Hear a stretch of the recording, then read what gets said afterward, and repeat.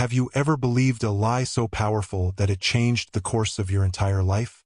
Adiz thought her husband, Emeka, had betrayed her. For years, mysterious messages and shocking photos convinced her that the poor security guard who sacrificed everything to send her to America was secretly cheating on her. Heartbroken, she cut him out of her life and moved on. But years later, after becoming rich and successful, she returned home to Nigeria ready to marry another man. Everything seemed perfect, until she looked through a window during her engagement party and saw a thin, hungry man outside begging for food. The moment she realized that man was Emeka, her world came crashing down. What she discovered next exposed a shocking betrayal, a jealous friend, and a heartbreaking truth that left an entire room speechless.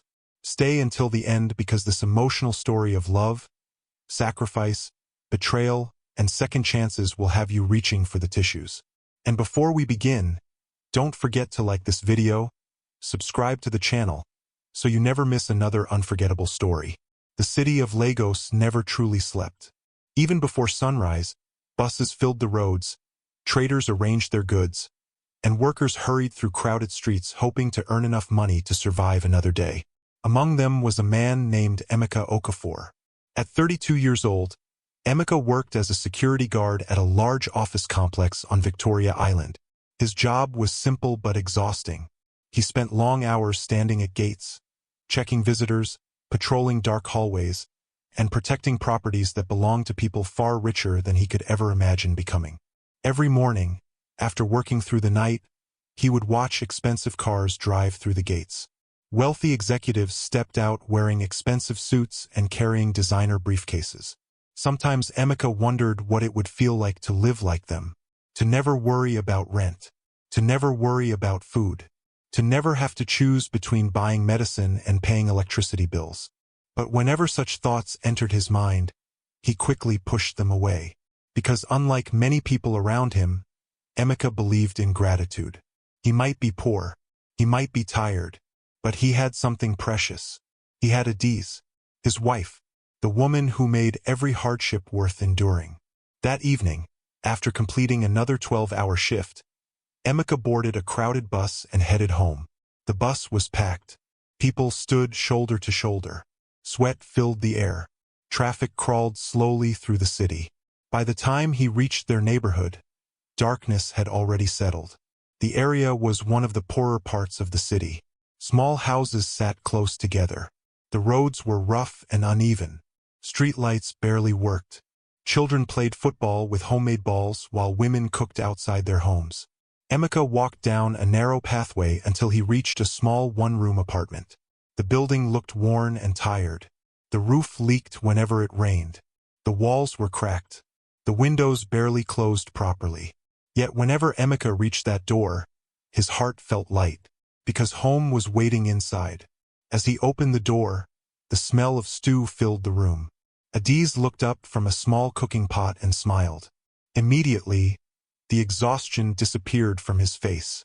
"You're home," she said. Emeka smiled. "I'm home." Adiz walked over and hugged him tightly. Neither of them cared that their apartment was small. Neither cared that they owned almost nothing. The warmth they shared made the room feel like a palace. "How was work?" she asked. "The same as always." "Any trouble?" He laughed. "Only mosquitoes."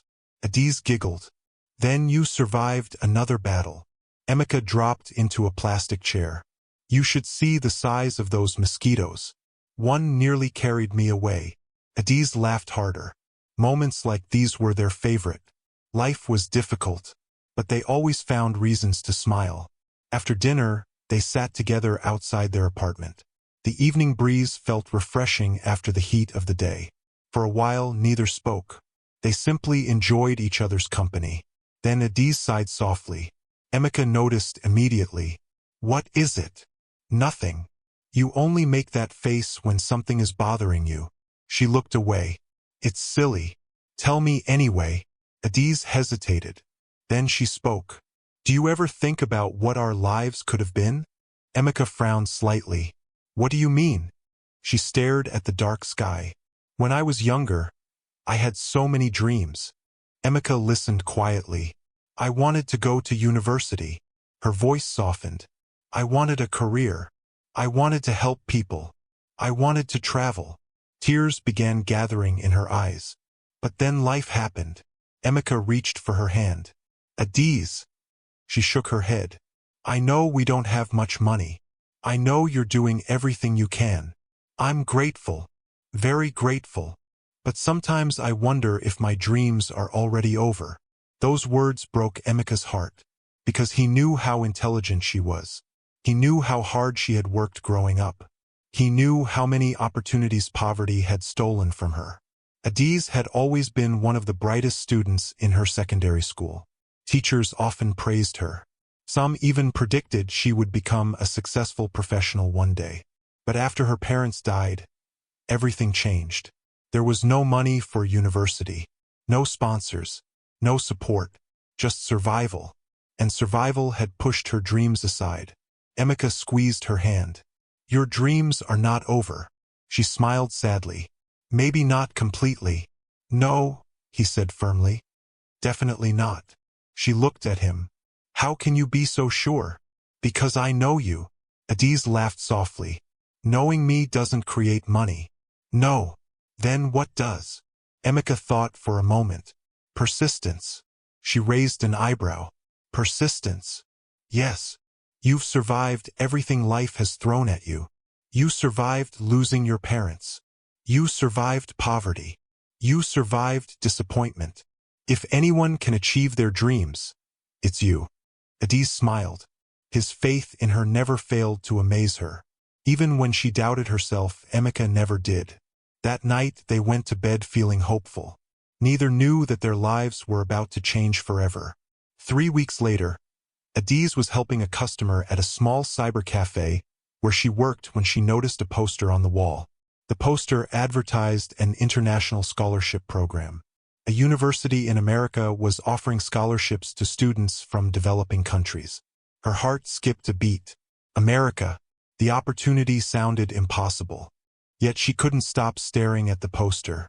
When she got home, she told Emeka about it. You should apply, he said immediately. Adiz laughed. Apply? Why not? There will be thousands of applicants. So? I probably won't get selected. So? She shook her head. You make everything sound easy. Emeka smiled. Not easy. Possible. Over the following weeks, Adiz completed the application. She wrote essays, gathered documents, submitted academic records. Then she waited. Days turned into weeks. Weeks turned into months. Eventually she stopped thinking about it. Surely someone else would get selected. Surely not her. Then one hot afternoon, everything changed. Adiz was returning home from work when she noticed an email notification on her phone. At first she ignored it. Then she noticed the sender. The university. Her heart began racing. Her hands trembled. She opened the message. For several seconds she simply stared, unable to believe what she was reading. Then she screamed. People walking nearby turned around. But Adiz didn't care. She immediately began running. She ran through crowded streets, past market stalls, past buses, past shops, until she finally reached home. The door burst open. Emeka! Emeka jumped up from his chair. Alarm filled his face. What happened? Adiz could barely breathe. Tears streamed down her cheeks. I got it. You got what? The scholarship. Emeka froze. What? The scholarship. The university accepted me. For several seconds, silence filled the room. Then realization hit him. His eyes widened. A huge smile spread across his face. You got accepted? She nodded. Yes. They both screamed with excitement, then hugged each other tightly. For a few moments, nothing else existed. Not poverty, not hardship, not struggle, just hope, pure hope. Finally, Emeka pulled away. Tell me everything. Adiz showed him the email. He read every word carefully. Then his smile slowly faded. Adiz noticed immediately. What is it? He pointed toward part of the letter. Her excitement vanished. The scholarship covered only 70% of the expenses. The remaining amount was enormous, far beyond anything they could afford. The room suddenly felt very quiet. Moments earlier they had been celebrating. Now reality stood before them, cruel and unforgiving. Adiz sat down slowly. Tears filled her eyes. "It's impossible." Emeka remained silent. She looked at him. "We can't afford this." Still he said nothing. "The money is too much." His jaw tightened. "We barely survive as it is." Emeka stared at the floor, thinking, calculating, refusing to surrender. Finally Adiz wiped her eyes. "It's okay." "No." She looked up. "No." Emeka shook his head. "No. Emeka. You're going." She laughed bitterly. "With what money? We'll find a way." "There is no way." "There is." "How?" He didn't have an answer. Not yet. But he refused to let this opportunity disappear. Refused. For years he had watched Adiz sacrifice her dreams because of poverty. Now destiny had finally opened a door. He would not allow that door to close. Not without a fight. That night Adiz eventually fell asleep. But Emeka remained awake. He sat outside their apartment staring into the darkness. The neighborhood was quiet. Only distant sounds of barking dogs and passing vehicles could be heard. His mind raced endlessly. The amount required was enormous. Far beyond his salary. Far beyond anything he had ever possessed. Yet somehow he needed to make it happen. Because this wasn't simply about education. It was about Adiz's future. Her dreams. Her happiness. The life she deserved. As he stared into the night sky, determination filled his heart. No matter how many jobs he had to work, no matter how much sleep he lost, no matter how much sacrifice was required, he would find a way, even if it cost him everything. A small smile appeared on his face. For the first time in years, hope seemed bigger than poverty. And Emeka was ready to chase it. The morning after Adiz received her scholarship offer, Emeka woke up before sunrise. For a few seconds, he lay quietly on the thin mattress beside his sleeping wife. The room was dark. The ceiling fan had stopped working months ago. The air was warm and uncomfortable. Yet Emeka barely noticed. His mind was focused on one thing: the scholarship, the opportunity, the future. He carefully reached for the printed copy of the acceptance letter that sat on a small table beside the bed. Reading it again, he felt the same mixture of excitement and fear. Adiz had done what many people only dreamed of. A university in America wanted her. The scholarship covered most of the expenses. Most. Unfortunately, most wasn't enough. The remaining costs were enormous. Tuition balances, housing fees, travel expenses, visa processing, health insurance. The amount seemed impossible. But Emeka had already made a decision. He would not allow money to destroy Adiz's dream, no matter what it cost him. Quietly, he stood up and prepared for work. Before leaving, he looked at Adiz. She was still asleep. For a moment, he simply watched her. The woman who had stood beside him through every struggle. The woman who had never complained when there wasn't enough food. The woman who believed in him even when he doubted himself. She deserved this opportunity. She deserved a better life. And he intended to help her get it. "I'll make it happen," he whispered. Then he walked out into the darkness. At work that evening, Emeka's co-workers noticed something different. He moved with unusual determination. During break time, he sat alone making calculations on a small notebook. One of the security guards approached him. "What's all this?" Emeka looked up. It was Victor. Victor Ease, a fellow security guard. The two men had worked together for nearly 3 years. Victor was clever but lazy. He often looked for shortcuts in life. Unlike Emeka, who believed in hard work, Victor believed in luck. When Emeka explained the scholarship situation, Victor stared at him. Then he laughed. Not a friendly laugh. A mocking one. "You can't be serious." Emeka frowned. "What do you mean? You actually think you're going to raise that amount?" "I have to." Victor shook his head. "You security guards always make the same mistake." "What mistake?" "Thinking hard work solves everything." Emeka closed his notebook. Sometimes it does. Victor smirked. Not this time. Then what do you suggest? Victor shrugged. Tell her to forget America. Those words irritated Emeka. No. Victor rolled his eyes. Why destroy yourself over a woman? Emeka's voice became firm. Because she's my wife. Victor laughed again. You'll see. But Emeka ignored him. Some people saw obstacles. Emeka saw possibilities.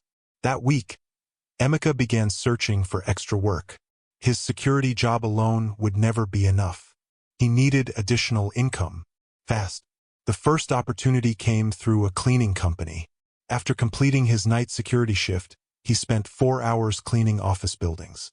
The work was exhausting. His body constantly ached. His eyes burned from lack of sleep. But every time he felt like giving up, he remembered Adi's smile when she read her acceptance letter. That memory kept him moving. Weeks passed, then months. Soon Emeka was working nearly 20 hours every day. Security guard at night, cleaner in the morning, delivery assistant in the afternoon. Then back to security work again. Sleep became a luxury. Sometimes he managed only 3 hours, sometimes less. Adiz noticed the changes immediately. One evening she confronted him. You're working too much. Emeka forced a smile. I'm fine. No, you're not. I'm okay. She touched his face. You've lost weight. I'm all right. You're lying. Emeka laughed softly. I've always been skinny. Adiz wasn't amused. You're exhausting yourself. I'm doing what needs to be done. Tears appeared in her eyes. Maybe I shouldn't go. Immediately his expression hardened. Don't say that. Emeka. Don't. The firmness in his voice surprised her. You deserve this opportunity. But not at this cost. He took her hands. Listen to me. She looked at him. For years you've sacrificed your dreams because of money. She remained silent. Now you finally have a chance. His eyes filled with determination. I won't let poverty win. Adiz's tears began falling. She hugged him tightly. In that moment she realized how much he loved her. And that realization both warmed and broke her heart. As the months continued, Emeka began selling his possessions. The first thing to go was his television. It wasn't much, but every naira mattered. Then he sold his sound system, his generator, his favorite wristwatch, anything that wasn't essential. One evening Adiz returned home and noticed something missing. Where's the television? Emeka looked away. I sold it. What? We needed the money. Her eyes widened. You sold the television? It wasn't important. Adiz stared at him. That television had been one of the first things they purchased after getting married. It wasn't expensive, but it held sentimental value. Yet Emeka had sold it without hesitation. For her, the realization brought fresh tears to her eyes. Several weeks later, he made an even bigger sacrifice. His motorcycle. The motorcycle wasn't luxurious. In fact, it was old and constantly needed repairs. But it was useful. It helped him move between jobs. Without it, his daily commute would become much harder. Still, he sold it. When Adiz discovered what he had done, she was devastated. No, Emeka nodded. Yes. You sold your bike? We needed the money. She began crying. Emeka, stop. We're getting closer. I don't want this anymore. Don't say that. I mean it. You don't. I do. He smiled gently. No, you don't. How can you know? Because I've seen the way your eyes light up whenever you talk about studying abroad. She lowered her head. Because he was right. Deep down, she still wanted it. Very badly. And Emeka knew it. Despite his sacrifices, the required amount still seemed impossibly far away. Every night he calculated numbers. Every night the total looked frightening. Yet somehow he continued. Refused to surrender. Refused to quit. Refused to accept defeat. Then something unexpected happened. One afternoon, the manager of the office building approached him. Emeka. Sir. I've noticed your work. Emeka looked surprised. The manager smiled. You're one of the hardest workers I've ever met. Thank you, sir. I heard about your wife's scholarship. Emeka nodded. The manager opened a drawer and handed him an envelope. What's this? A contribution. Emeka's eyes widened. Sir, I can't. Take it. The manager smiled warmly. Good people deserve support. When Emeka opened the envelope later, tears filled his eyes. It contained more money than he earned in several months. For the first time, the dream seemed achievable. Word of his sacrifice slowly spread. Neighbors began contributing small amounts. Friends donated what they could. Former co-workers offered assistance. Not because Emeka asked, but because they admired him. They saw a man willing to sacrifice everything for his wife. And they wanted to help. Even small contributions added up. Slowly, painfully, but steadily, the goal drew closer. Nearly a year after receiving the scholarship offer, the final calculations were completed. Emeka sat at a small table surrounded by receipts and documents. His hands trembled. Adiz watched nervously. Together they counted the money. Once, twice, 3 times. Finally Emeka looked up. A huge smile spread across his face. We did it. Adiz blinked. What? We have enough. Silence. Then realization hit her. Her mouth fell open. We have enough? He nodded. We have enough. For several seconds she couldn't speak. Then tears exploded from her eyes. She threw her arms around him. Both of them cried. Not because life had been easy, but because it hadn't. Because every sacrifice, every sleepless night, every hardship, every struggle, had finally been worth it. The visa process moved quickly afterward. Then came the final approval. The day the visa arrived, Adiz stared at it for almost an hour, unable to believe it was real. The dream she had buried years ago was becoming reality. America awaited her. A new future, a new life, a new beginning. Yet as the departure date approached, excitement mixed with sadness. Because achieving the dream meant leaving Emeka behind. At least temporarily. The thought hurt more than she expected. The morning of her departure arrived too quickly. The airport was crowded with travelers and emotional families. Announcements echoed through the terminal. Passengers hurried in every direction. But for Emeka and Adiz, the world seemed to slow down. This moment represented years of sacrifice. Years of hope. Years of struggle. Neither knew what the future held. They only knew that everything was about to change. Standing near the departure gate, Adiz began crying. I don't want to leave you. Emeka smiled. You'll be back. What if things change? They won't. What if the distance becomes too much? Emeka gently wiped her tears. Then we'll fight through it. What if I fail? He shook his head. You won't. How do you know? Because you're Adiz. She laughed through tears. That's not an answer. It is for me. The announcement for boarding echoed through the terminal. Time had run out. Adiz wrapped her arms around him, holding him tighter than ever before. Thank you. Emeka smiled. You don't owe me thanks. Yes, I do.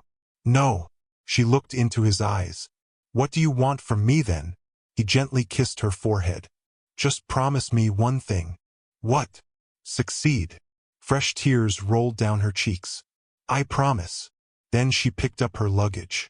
Slowly, she walked toward the boarding gate.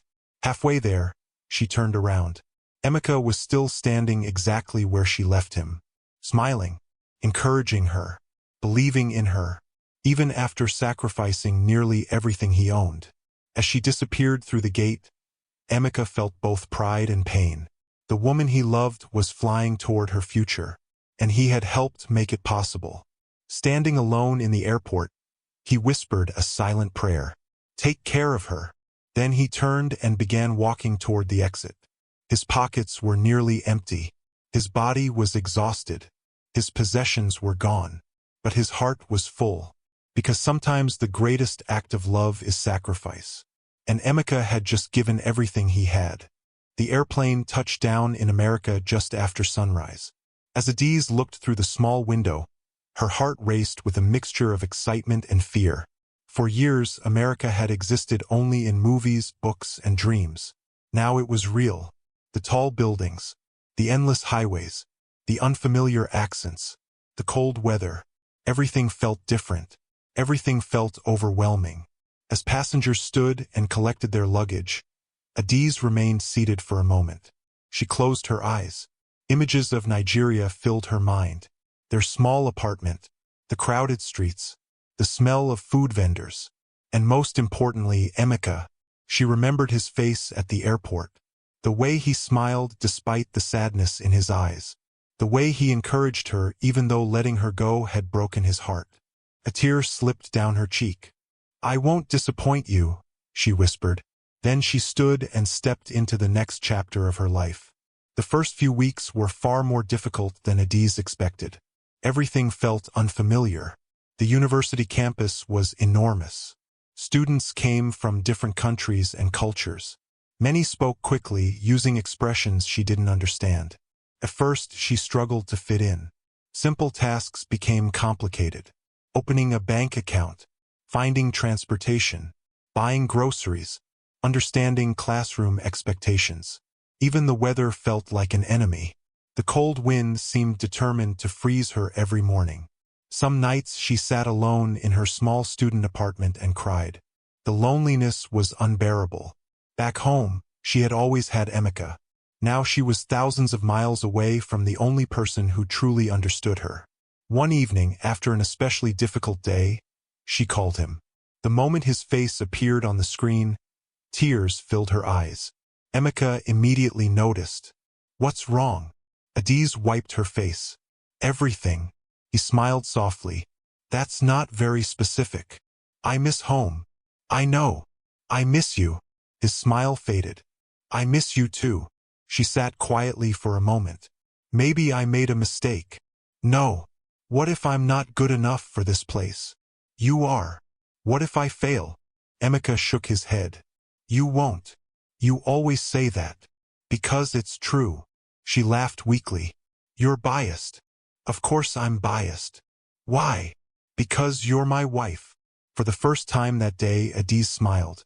That conversation gave her strength. And she would need a lot of strength in the months ahead. The academic workload was intense. Far more demanding than anything she had experienced before. Assignments piled up. Research projects consumed her weekends. Examinations seemed endless. Many nights she studied until dawn, then attended lectures while barely staying awake. Several students dropped out. Others transferred programs. The pressure was enormous. Yet Adiz refused to quit. Whenever exhaustion threatened to overwhelm her, she remembered the sacrifices Emeka had made. The television he sold, the motorcycle he sold, the endless jobs he worked, the sleepless nights, the hunger, the pain. Every sacrifice became fuel. Failure was not an option. Not after everything he had given up. To help cover living expenses, Adiz found a part-time job in the university library. The pay wasn't impressive, but every dollar mattered. She spent hours organizing books, helping students locate materials, and managing study rooms. The work was quiet and peaceful. More importantly, it taught her valuable lessons about discipline and time management. She quickly developed a routine. Classes during the day, library work in the evening, studying at night, sleep whenever possible. Life became a constant cycle of responsibility. But slowly, she began adjusting. Meanwhile, back in Nigeria, Emeka continued working. Although he missed his wife terribly, seeing her succeed brought him happiness. Every evening he eagerly waited for their video calls. Those conversations became the highlight of his day. Sometimes Adiz would walk around campus showing him different buildings. Other times she would introduce him to classmates. Occasionally she simply wanted to hear his voice. No matter how tired he was, Emeka always answered. One evening Adiz excitedly called him. "Guess what?" "What?" "I got an A on my research paper." Emeka grinned. "I knew you would." She laughed. "Can I celebrate before you start saying, 'I told you so'?" "No." She rolled her eyes playfully. "You're impossible. And you're brilliant." Her smile widened. Moments like these strengthened their bond despite the distance. Months turned into a year. A year turned into 2. Gradually, Adiz transformed. The shy woman who had arrived feeling lost and frightened began developing confidence. Her grades consistently ranked among the best in her program. Professors noticed her dedication. Classmates respected her work ethic. Opportunities began appearing. One professor recommended her for a prestigious internship. The internship paid well and offered valuable industry experience. Adiz immediately accepted. The position introduced her to influential professionals, people who recognized her talent, people who saw potential in her, people who opened doors. For the first time in her life, she felt truly seen, not as a poor girl from Lagos, but as a capable professional with a bright future. The day she graduated was one of the happiest days of her life. Dressed in her graduation gown, she stood among hundreds of students waiting to receive their degrees. As her name echoed through the auditorium, applause filled the room. Adiz walked across the stage with tears in her eyes. The diploma felt heavier than paper. It represented sacrifice, years of struggle, years of determination, years of faith. Most importantly, it represented Emeka's belief in her. After the ceremony, she immediately called him. When he answered, she held up the diploma. "Look." Emeka stared at the screen. For several seconds he couldn't speak. His eyes filled with tears. "You did it." "No." Adiz smiled through her tears. "We did it." Emeka wiped his eyes. "I wish I could be there." "You are here." He shook his head. "I'm on a phone." "No." Adiz touched the diploma. "You're in this degree." His tears finally fell, and for several moments neither could speak. After graduation, Adiz received multiple job offers. The years of hard work were finally paying off. One company stood out from the rest. The salary was excellent. The benefits were impressive. The career growth opportunities were even better. She accepted immediately. The position changed everything. For the first time in her life, she earned more money in a month than she had earned in an entire year back in Nigeria. When her first paycheck arrived, she stared at the number repeatedly, felt unreal. She immediately called Emeka. "Guess what? What happened? I got paid. Congratulations." "No, you don't understand." She mentioned the amount. Silence. Then Emeka laughed. "That's impossible." "It's true." "Are you serious?" "Very serious." Emeka sat down slowly. The figure was beyond anything either of them had imagined. Suddenly, years of sacrifice seemed worthwhile. A few days later, Emeka received an unexpected notification from his bank. Money had been deposited into his account. A large amount, far more than he expected. Confused, he called Adiz. "What is this?" She laughed. "What does it look like?" "A mistake." "It's not a mistake." "Adiz, take it." "I don't need this much." "Yes, you do." He shook his head. "No." She became serious. "Emeka." "What?" "For years you carried me." He remained silent. "You worked yourself to exhaustion. You sold your possessions. You sacrificed everything." Her voice softened. "Now it's my turn." Tears filled his eyes. The money wasn't just financial support. It was appreciation, love, gratitude, proof that she had never forgotten. As the years passed, Adiz's success continued growing. She received promotions, then another promotion, then another. Her salary increased dramatically. She moved into a beautiful apartment, purchased a car, built professional connections, invested wisely. Her life transformed completely. The poor girl who once worried about her next meal was becoming wealthy. Yet despite her success, she never forgot where she came from. Every month she sent money home. Sometimes she sent gifts. Other times she paid bills directly. She wanted Emeka to enjoy the rewards of their sacrifice. But Emeka remained surprisingly modest. Instead of spending lavishly, he saved much of the money. His co-workers found this strange, especially Victor. One evening during break time, Victor sat beside him. "I heard your wife sent more money." Emeka smiled. "Yes." Victor shook his head. "You're lucky." Emeka laughed. It wasn't luck. Victor frowned. What do you mean? We worked for it. Victor remained silent. Something dark flashed briefly in his eyes. Jealousy. Though Emeka didn't notice. Victor looked around the security office. The old furniture. The worn walls. The modest salaries. Then he looked at Emeka. A man who should have been miserable. A man who should have been struggling. Yet somehow Emeka always seemed happy. Victor hated that. Because despite all of Adi's success, Emeka remained humble. Despite all the money she sent, Emeka remained kind. Despite everything, he remained grateful. Victor couldn't understand it.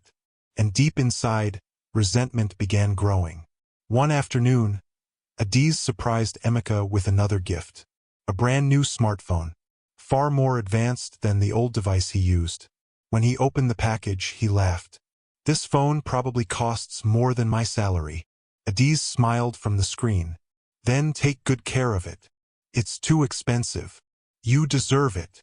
The phone quickly became their primary way of communicating.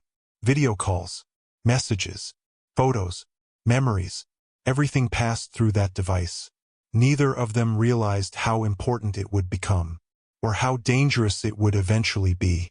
As another year passed, Adiz's life continued improving. She received recognition from company executives. Industry magazines featured her achievements. Professional organizations invited her to speak at events. Her confidence grew. Her influence expanded.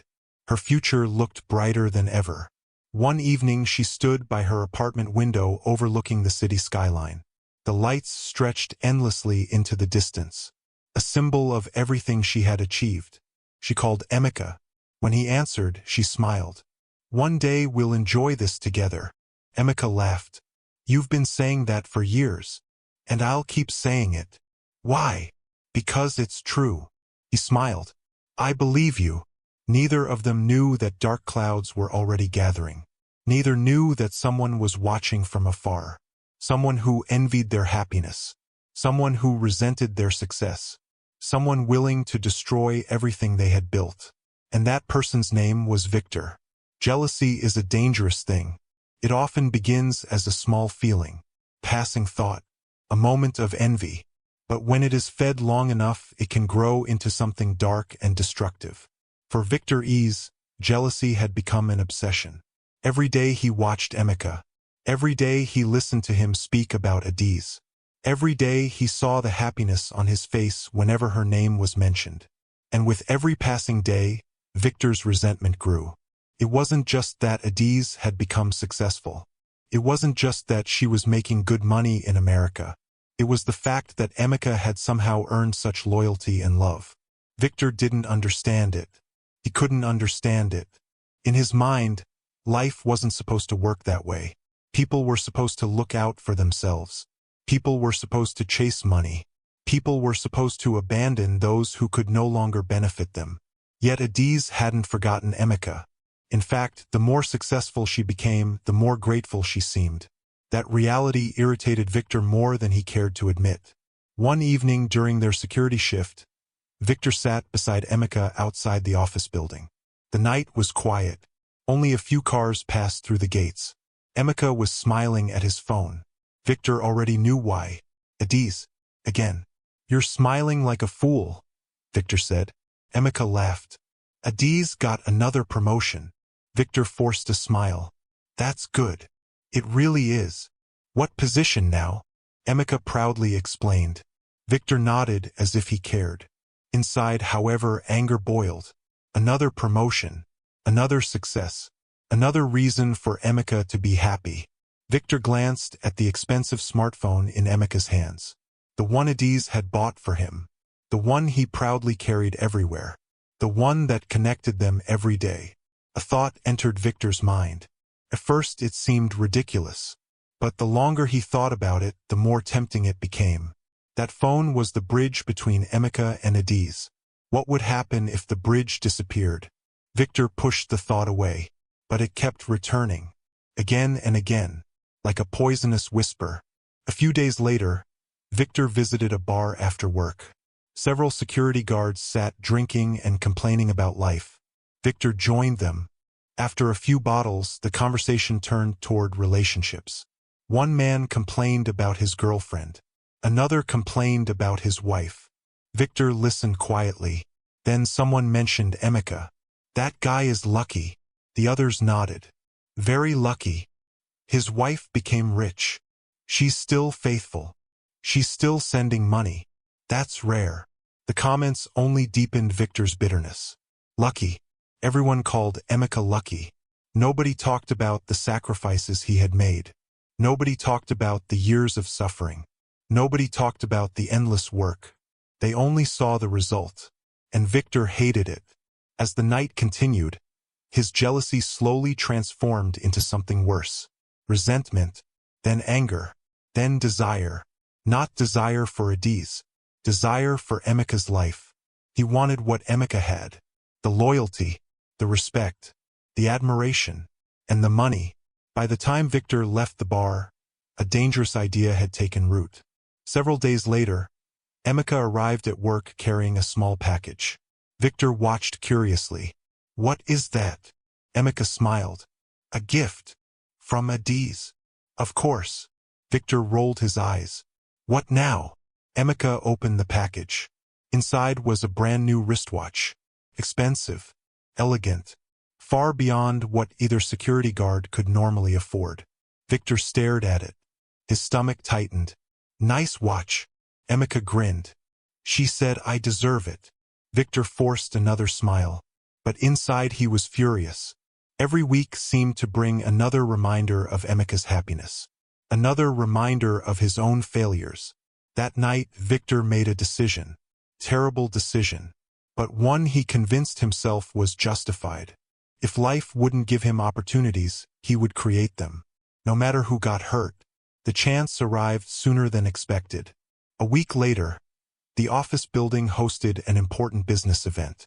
The premises were unusually busy. Guests arrived constantly. Security personnel rushed from one task to another. Everyone was distracted, including Emeka. Around midnight, Adiz called. Emeka stepped into the security office and spoke with her for nearly 20 minutes. Victor observed from a distance. He watched the smile on Emeka's face, watched him laugh, watched him speak about future plans. When the call ended, Emeka placed the phone on a charging station inside the office. Then he hurried outside to assist with a delivery truck entering the premises. Victor's pulse quickened. The opportunity had arrived. For several seconds he remained still. His conscience fought against the idea. This was wrong. Very wrong. But jealousy drowned out reason. Slowly he entered the office. The phone sat alone. Charging. Unprotected. Waiting. Victor looked around. Nobody was watching. Nobody would know. With trembling hands, he unplugged the device and slipped it into his bag. Then he walked away. Just like that. The first step toward destroying 2 lives had been taken. About 20 minutes later, Emeka returned. He immediately noticed something was wrong. The charging station was empty. His smile disappeared. He checked the desk, the drawers, the floor. Nothing. His heart began racing. No. He searched again. Still nothing. The phone was gone. Panic spread through him. That phone wasn't just a device. It contained years of memories, photos, messages, contacts. Most importantly, it was his primary connection to Adiz. Without it, reaching her would become difficult. Very difficult. He immediately informed the building manager. Security footage was reviewed. Staff members were questioned. Searches were conducted. Nothing. The phone had vanished. Victor pretended to be concerned. I hope they find it. Emeka rubbed his face. So do I.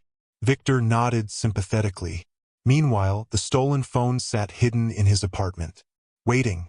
For the next several days, Emeka searched desperately. He borrowed phones, visited mobile service providers, reported the theft, prayed, hoped. Nothing worked. The phone was gone. Completely gone.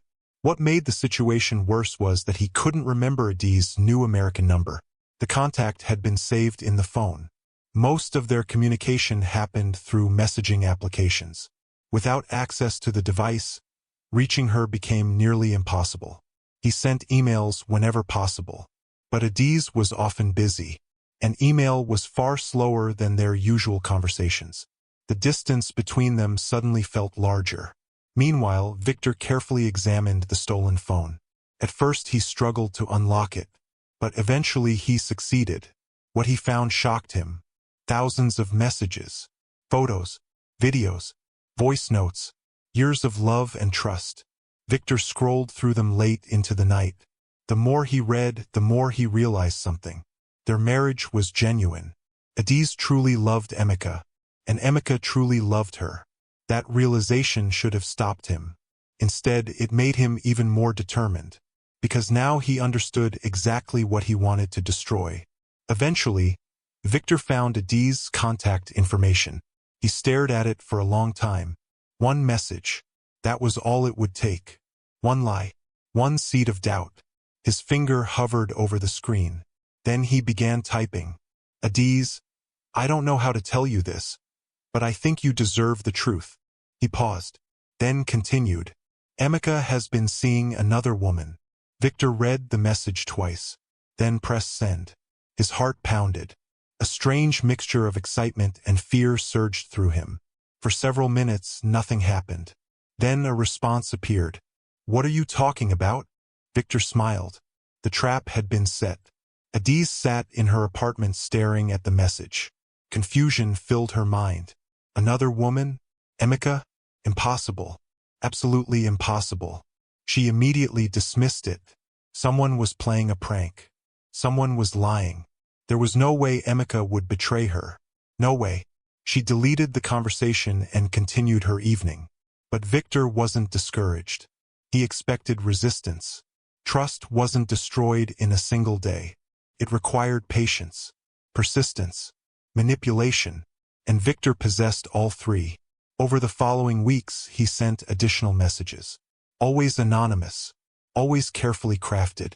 I saw them together. She's much younger. He's spending your money on her. People are talking about it. Each message was designed to create doubt. Not certainty, doubt. Because Victor understood something important. People rarely believe a huge lie immediately, but they often believe a small suspicion. And once suspicion enters the heart, it begins growing. Slowly, quietly, dangerously. Meanwhile, Emeka noticed changes in Adiz. Their communication felt different. Not dramatically, not at first, just slightly. She seemed distracted, less cheerful, more cautious. One evening during a video call, she asked an unexpected question. Have you been okay lately? Emeka smiled. Of course. No problems. Nothing serious. Anyone new in your life? Emeka frowned. What kind of question is that? Adiz quickly laughed. Nothing. But the question lingered. Later that night, she remembered the anonymous messages. She hated herself for even considering them. Yet somehow they remained in her mind. Poison working slowly through her thoughts. Exactly as Victor intended. Back in Nigeria, Victor watched events unfold with satisfaction. The process was slower than he wanted. But progress was happening. Tiny cracks were appearing. Tiny doubts. Tiny misunderstandings. And Victor planned to widen every single one. One evening he sat alone in his apartment, staring at the stolen phone. A wicked smile crossed his face. The messages were working. The trust between husband and wife was weakening. Neither of them realized they were being manipulated. Neither realized an enemy stood between them. Neither realized their greatest challenge wasn't distance. It wasn't poverty. It wasn't America. It was betrayal. And the betrayal had only just begun. As Victor typed another carefully crafted lie, he felt a thrill of satisfaction. He believed he was winning. He believed he was finally taking something from Emeka. What he didn't know was that every lie carries a price. And someday, somehow, he would be forced to pay it. But for now, the darkness continued spreading. And the love story that had survived poverty was about to face its greatest test. Trust is one of the strongest foundations of love. Yet trust can also be surprisingly fragile. Takes years to build. sometimes only moments to destroy.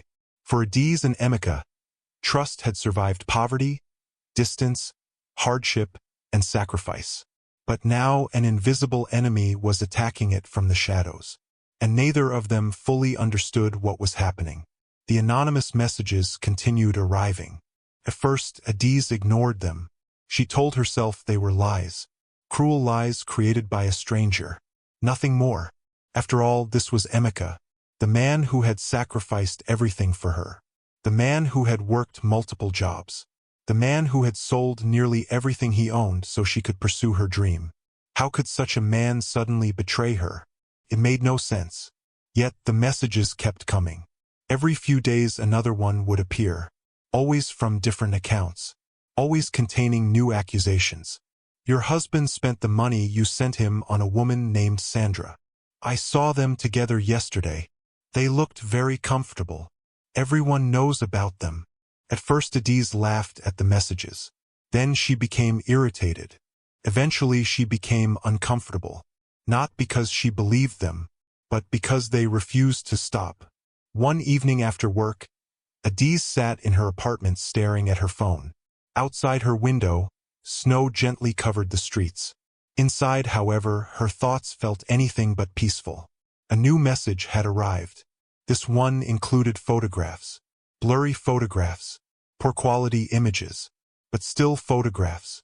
One image showed Emeka speaking to a woman outside a restaurant. Another showed him standing beside the same woman at a bus stop. The pictures looked suspicious. Very suspicious. Adiz stared at them repeatedly. The woman appeared attractive, young, well-dressed, and standing close to Emeka.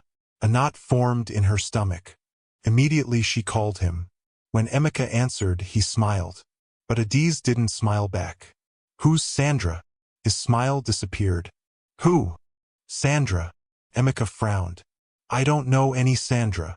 Adiz studied his face carefully, looking for signs of dishonesty. She found none. Yet doubt lingered. Then why are people sending me pictures of you with her? Emeka blinked. What pictures? The confusion on his face seemed genuine. Slowly, Adiz relaxed. Maybe the messages truly were lies. Maybe she was overthinking everything. She quickly changed the subject. But after the call ended, the discomfort remained. And somewhere in Nigeria, Victor smiled. The poison was working. What Adiz didn't know was that the photographs had been carefully manipulated. The woman wasn't Sandra. There was no Sandra. The pictures had been edited from completely unrelated images. Victor had spent hours creating them. His lies were becoming more sophisticated, more believable, more dangerous. Every time Adiz questioned Emeka, Victor considered it progress. Every doubt represented another crack in their relationship, and he intended to make those cracks wider. Meanwhile, Emeka remained unaware of the full situation. He knew something felt different. He could sense it. The warmth in Adiz's voice had changed. Not dramatically, just enough to notice. She asked unusual questions. She seemed distracted during conversations. Sometimes she appeared suspicious. Yet whenever he asked if something was wrong, she always denied it. I'm fine. Just tired. Work is stressful. The explanations sounded reasonable. But Emeka wasn't convinced. Something was changing, and he couldn't understand why. Weeks passed, then months. The anonymous messages continued, like drops of water slowly wearing away stone. One message accused Emeka of spending money recklessly. Another claimed he was lying about his finances. Another insisted he was involved with multiple women. Most of the accusations sounded ridiculous, but repetition has power. Eventually, even the strongest minds begin questioning themselves. Adiz hated that fact. She hated herself for doubting him. Yet doubt continued growing. Small, persistent, unwanted, like a weed pushing through concrete. One Saturday afternoon, Adiz attended a networking event hosted by her company. The event was filled with successful professionals, executives, managers, entrepreneurs, people discussing investments and business opportunities. During a conversation with several colleagues, The topic shifted toward long-distance relationships. One woman laughed. "They never work." Several people agreed. Another man nodded. "Distance changes people." A third person added, "Especially when one partner suddenly becomes successful." The group laughed knowingly. Adiz forced a smile, but the conversation stayed with her. Because deep down, her greatest fear wasn't the anonymous messages. Her greatest fear was change. She had changed. Her life had changed. Her environment had changed. What if Emeka had changed too? The thought terrified her. That evening another message arrived. This time it was longer. Much longer. The sender claimed to be a concerned friend. Someone who supposedly knew Emeka personally. The message described detailed stories. Specific locations. Specific dates. Specific accusations. Most of it was completely fabricated. But because it contained details, it felt believable. That was Victor's strategy. Big lies often fail. Small, believable lies succeed.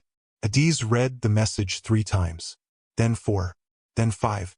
The more she read it, the more unsettled she became.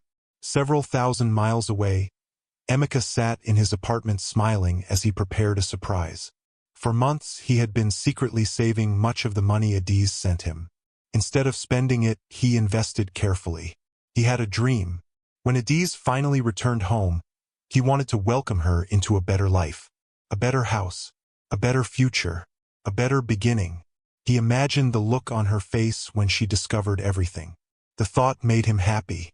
Unfortunately, he couldn't tell her. Not yet. He wanted it to remain a surprise. And that secrecy would soon become another weapon Victor could use.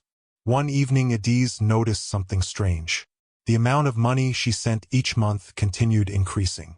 Yet Emeka's lifestyle seemed unchanged. His clothes remained simple. His apartment looked the same. Nothing appeared different. At first she admired his humility. Then the anonymous messages began influencing her thoughts. What if the money was going somewhere else? The idea disgusted her. Yet she couldn't completely dismiss it. Not anymore. Victor sensed her uncertainty. He became bolder. One night he sent another message. "Ask him where all your money is going." Adiz stared at the screen. A minute later another message appeared. "He won't tell you the truth." Then another. "Because he's hiding something." She wanted to ignore it. She truly did. But curiosity eventually won. The next day she called Emeka. After a few minutes of normal conversation, she asked the question, "How are you spending the money I send?" Emeka smiled. "I'm managing." "What does that mean?" He hesitated. "I have plans." "What plans?" "I'll tell you later." "Why later?" His smile widened. "Because it's a surprise." Adiz frowned. "A surprise?" "Trust me." The word trust hit her hard. Because trust was exactly what she was struggling with. After the call ended, she sat alone in silence. Normally Emeka's answer would have satisfied her. Normally she would have laughed and waited patiently. But now uncertainty clouded her judgment. Victor had spent months poisoning her thoughts. Months planting suspicion. Months creating doubt. And doubt was slowly winning.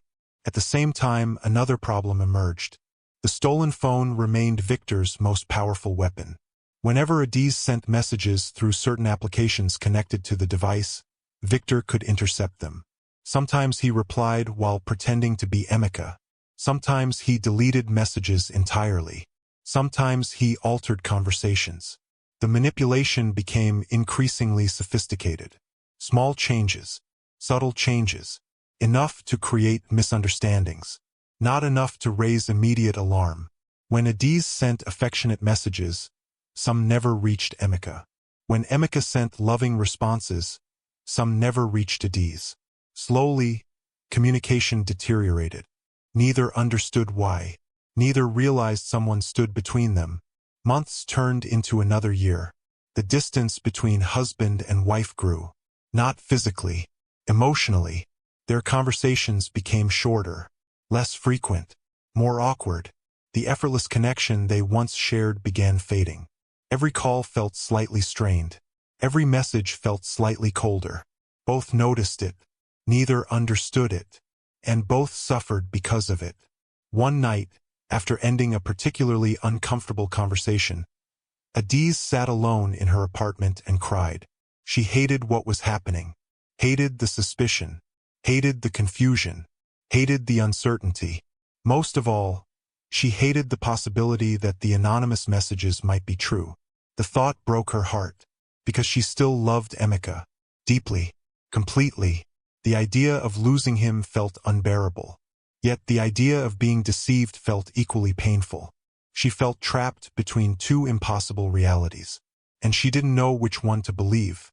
Back in Nigeria, Emeka sat on the edge of his bed staring at his phone. The call had ended badly. Again, he rubbed his face tiredly. Something was wrong. Very wrong. The woman who once laughed with him for hours now seemed distant, guarded, suspicious. It felt as though an invisible wall had appeared between them, and no matter how hard he tried, he couldn't break through it. He wanted answers, needed answers, but every attempt to discuss the issue ended the same way. "I'm fine. Nothing is wrong. Don't worry." The words never matched the reality, and Emeka knew it. Meanwhile, Victor celebrated every setback, every misunderstanding, every argument, every uncomfortable silence. To him, these were victories, proof that his plan was succeeding. He spent hours creating new fake accounts, sending new lies, manipulating new conversations. The deception had become an obsession. He no longer cared about right or wrong, only results, and the results pleased him. The bond between Adiz and Emeka was weakening, slowly, painfully, exactly as he intended. One rainy evening, Adiz stared at an old photograph saved on her computer. It showed her and Emeka standing outside their tiny apartment years earlier. They were poor, exhausted, yet incredibly happy. She touched the screen gently. Tears filled her eyes. "What happened to us?" she whispered. Thousands of miles away, Emeka sat looking at the same photograph on his phone. The same question haunted him. Neither knew the answer. Neither knew they were victims of an elaborate betrayal. Neither knew that a jealous man had poisoned the love that once seemed unbreakable. And as another anonymous message arrived on Adiz's phone, the poison spread deeper, turning trust into suspicion, turning certainty into doubt, turning love into pain. The storm Victor had created was growing stronger, and soon it would tear their lives apart. 5 years. 5 painful years. That was how long it had been since Adiz had left Nigeria. 5 years since she hugged Emeka at the airport. 5 years since they had stood together dreaming about a better future. And now she was finally coming home. The airplane descended through the clouds as Adiz stared out the window. Below her, the familiar landscape of Nigeria slowly appeared. Roads stretched across the city. Buildings crowded together. Traffic moved like rivers of metal. For most passengers, it was simply another arrival. For Adiz, it was something far more emotional. It felt like coming back to a life she had left behind. A life filled with memories. Some beautiful, some painful. As the plane touched down, a strange feeling settled in her chest. She should have been excited. Instead, she felt nervous, because she wasn't returning to the same woman who had left. Back then she had been poor, uncertain, dependent on others. Now she was successful, confident, financially secure. Her entire life had changed, and somewhere in the back of her mind lingered a question she didn't want to ask. Had Emeka changed too? The thought immediately brought back years of anonymous messages. Years of accusations. Years of doubt. The pain returned instantly. She pushed it away, but it refused to leave. The airport terminal was crowded with travelers. As Adiz collected her luggage, people occasionally glanced at her. She looked successful, elegant, confident. Everything about her reflected the life she had built abroad. A tailored suit, expensive handbag, designer luggage. She looked nothing like the struggling young woman who had left years ago. As she walked toward the arrival area, her heart beat faster. Part of her still expected Emeka to be waiting, standing somewhere in the crowd, smiling, ready to welcome her home. But deep down she knew that wasn't going to happen. Their relationship had slowly fallen apart. The calls had become less frequent, the conversations colder. Eventually they had almost stopped speaking entirely. The pain of those memories remained fresh. As she stepped through the final doors, she scanned the crowd. No Emeka. Instead, she saw someone else. Victor. He stood near the entrance holding a welcome sign with her name on it. A broad smile stretched across his face. Adiz forced a smile. Victor. He walked forward and hugged her. Welcome home. Thank you. Victor helped with her luggage. I hope your flight was comfortable. It was. You look amazing. Adiz nodded politely. Thank you. As they walked toward the parking area, Victor continued talking. He had become one of the few people she still communicated with in Nigeria. At first, their connection had happened naturally. He had introduced himself as Emeka's friend, someone concerned about her well-being, someone who wanted to help. Over time, he had become a regular part of her life, a trusted voice, a familiar presence. She had no idea he was the very person who had poisoned her marriage. Victor loaded her luggage into a luxury SUV. As they drove through Lagos, Adiz stared out the window. The city felt familiar and foreign at the same time. Some areas looked exactly as she remembered. Others had changed completely. New buildings stood where old ones once existed. Businesses had expanded. Roads had improved. The city had evolved. Just like her. You're quiet, Victor said. Adiz smiled faintly. Just thinking. About America? She shook her head. About everything. Victor nodded sympathetically. I understand. For a moment neither spoke. Then Victor carefully guided the conversation toward Emeka. A lot has happened while you were away. Adiz looked out the window. She already knew where this conversation was heading. Victor sighed. I still don't understand why Emeka treated you that way. The familiar bitterness returned immediately. Adiz remained silent. Victor continued. You deserved better. Still silence. You sacrificed so much for him. Adiz stared ahead. Part of her wanted him to stop. Part of her wanted confirmation. Victor noticed her reaction and smiled inwardly.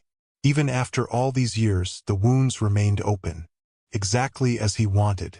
Over the following weeks, Adiz settled back into life in Nigeria. She purchased a beautiful house in an upscale neighborhood. The property was spacious and elegant, far larger than anything she had imagined owning as a child. Friends and business associates visited regularly. Everyone admired her success. Everyone praised her accomplishments. Yet despite all the compliments, something felt missing. At night, when the house became quiet, loneliness often crept in.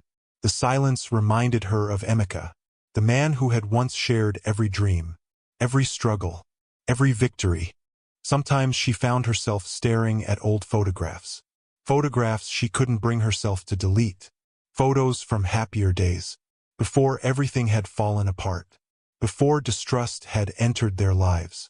Before distance had changed everything. Whenever those memories surfaced, she immediately reminded herself of the accusations, the messages, the evidence, the supposed betrayal. Yet somehow the certainty she once felt was fading. Not disappearing, just weakening. A small voice deep inside continued asking questions. What if the messages were wrong? What if she had misjudged him? She hated that voice, because she didn't know how to answer it. One afternoon, Victor visited her house. They sat on the patio drinking coffee. The conversation flowed easily. Victor had become skilled at presenting himself as reliable and caring. He listened attentively, offered advice, provided companionship. Everything he did was carefully calculated, though Adiz didn't realize it. You've built an incredible life, Victor said. Adiz smiled. I worked hard. You deserve every bit of it. Thank you. Victor hesitated, then spoke softly. Do you ever think about moving forward? Adiz frowned. What do you mean? With your life. She understood immediately. The topic again. Relationships. Love. The future. She sighed. I don't know. Victor nodded. I understand. And he genuinely did, because he knew exactly why she struggled. Emeka. Even now, years later, Emeka still occupied part of her heart. Victor hated that fact, but he also knew something else. Time had weakened those feelings, and he intended to take advantage of that. Meanwhile, Emeka's life looked very different. The years following the breakdown of communication had been brutal. At first he fought desperately to reconnect with Adiz. He sent emails, letters, messages through mutual contacts. Most received no response. Others never reached her. Gradually hope began fading. He didn't understand what had happened, only that the woman who once loved him seemed to be slipping away. The emotional pain affected everything. His work, his health, his finances, his motivation. The investments he had carefully built eventually collapsed after several business setbacks. Savings disappeared. Opportunities vanished. Life became increasingly difficult. Yet despite everything, he never hated Adiz. Never. Instead, he blamed himself. Perhaps he had failed somehow. Perhaps distance had changed things. Perhaps she had simply moved on. The uncertainty hurt more than any clear answer could have. Back in Lagos, Victor continued positioning himself closer to Adiz. The friendship deepened. Months passed, then more months. Eventually people began assuming they were a couple. At first Adiz corrected them. Later she stopped bothering. The assumptions no longer felt shocking. One evening during dinner, Victor finally spoke openly. Adiz. She looked up. Yes. I care about you. The words hung in the air. Heavy. Meaningful. Expected. Yet still uncomfortable. Victor continued. I've cared about you for a long time. Adiz lowered her gaze. Part of her had known this moment would arrive. Part of her had been dreading it. I know. Victor leaned forward. You deserve happiness. She remained silent. You deserve someone who appreciates you. Still silence. You deserve someone who will never hurt you. The words struck a nerve, because they referenced Emeka without mentioning him. A tactic Victor used often. Subtle comparisons. Careful suggestions. Gentle manipulations. Adiz noticed them, yet somehow she rarely challenged them. That night she couldn't sleep. She walked through her large house alone. The polished floors reflected moonlight from the windows. Everything around her represented success. Everything. Yet she felt strangely empty. She thought about Victor. He was kind, reliable, present. Everything Emeka was no longer. Or at least that's what she told herself. But another thought refused to disappear. When she imagined spending the rest of her life with Victor, her heart remained calm. Too calm. There was no excitement, no deep emotional pull, no overwhelming certainty, only comfort. And comfort wasn't the same as love. Still, she wondered if love even mattered anymore. Maybe maturity was about choosing stability. Maybe fairytale romance belonged in the past. Maybe moving forward meant accepting what was available. The thoughts exhausted her. Eventually she fell asleep without reaching any conclusion. Several months later, Victor proposed. The setting was beautiful. A luxury restaurant overlooking the ocean. Soft music filled the air. Elegant lights reflected across the water. Everything had been planned perfectly. Victor knelt down and presented a ring. The entire restaurant watched. Waiting. Adiz stared at him. Her heart pounded. This should have been an easy decision. Yet somehow it wasn't. For several seconds she couldn't speak. Images flooded her mind. Emeka smiling at the airport. Emeka encouraging her during difficult days. Emeka sacrificing everything for her future. The memories hurt. Victor noticed her hesitation. Fear flashed across his face. Then she looked around the restaurant. Around her current life. Around the future everyone expected her to choose. Slowly, she nodded. Yes. Applause erupted throughout the restaurant. People cheered. Victor slipped the ring onto her finger. And everyone celebrated. Everyone except the small voice deep inside her heart. The voice that whispered something wasn't right. The voice she had spent years trying to ignore. The voice that still remembered Emeka. That evening, after the engagement announcement spread, Congratulations poured in from every direction. Friends called. Business associates sent gifts. Family members celebrated. Everyone seemed happy. Yet as Adiz sat alone in her bedroom staring at the engagement ring, tears unexpectedly filled her eyes. She didn't understand why. Victor was a good man. At least she believed he was. The future looked secure. Everything should have felt perfect. Instead, she felt sadness. A sadness she couldn't explain. A sadness that seemed connected to unfinished chapters, unanswered questions, lost years.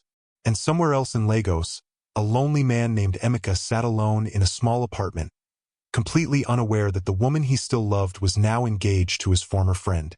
Fate was quietly preparing for a collision that would expose years of lies, years of deception, years of betrayal.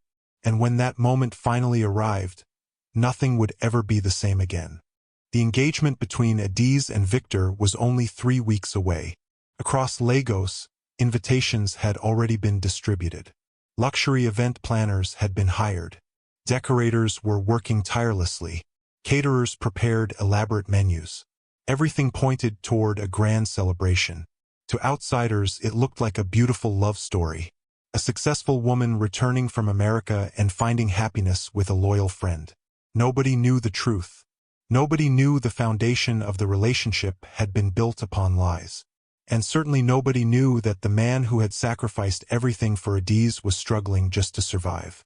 The morning sun filtered through the holes in Emeka's worn curtains. He slowly opened his eyes. For several seconds he stared at the cracked ceiling above him. The room was silent, empty, lonely. A sharp pain shot through his stomach. Hunger. Again. He sat up carefully. The room around him looked nothing like the life he once imagined. The furniture was old. The paint was peeling. The refrigerator stood empty. A small plastic bucket sat beneath a leak in the roof.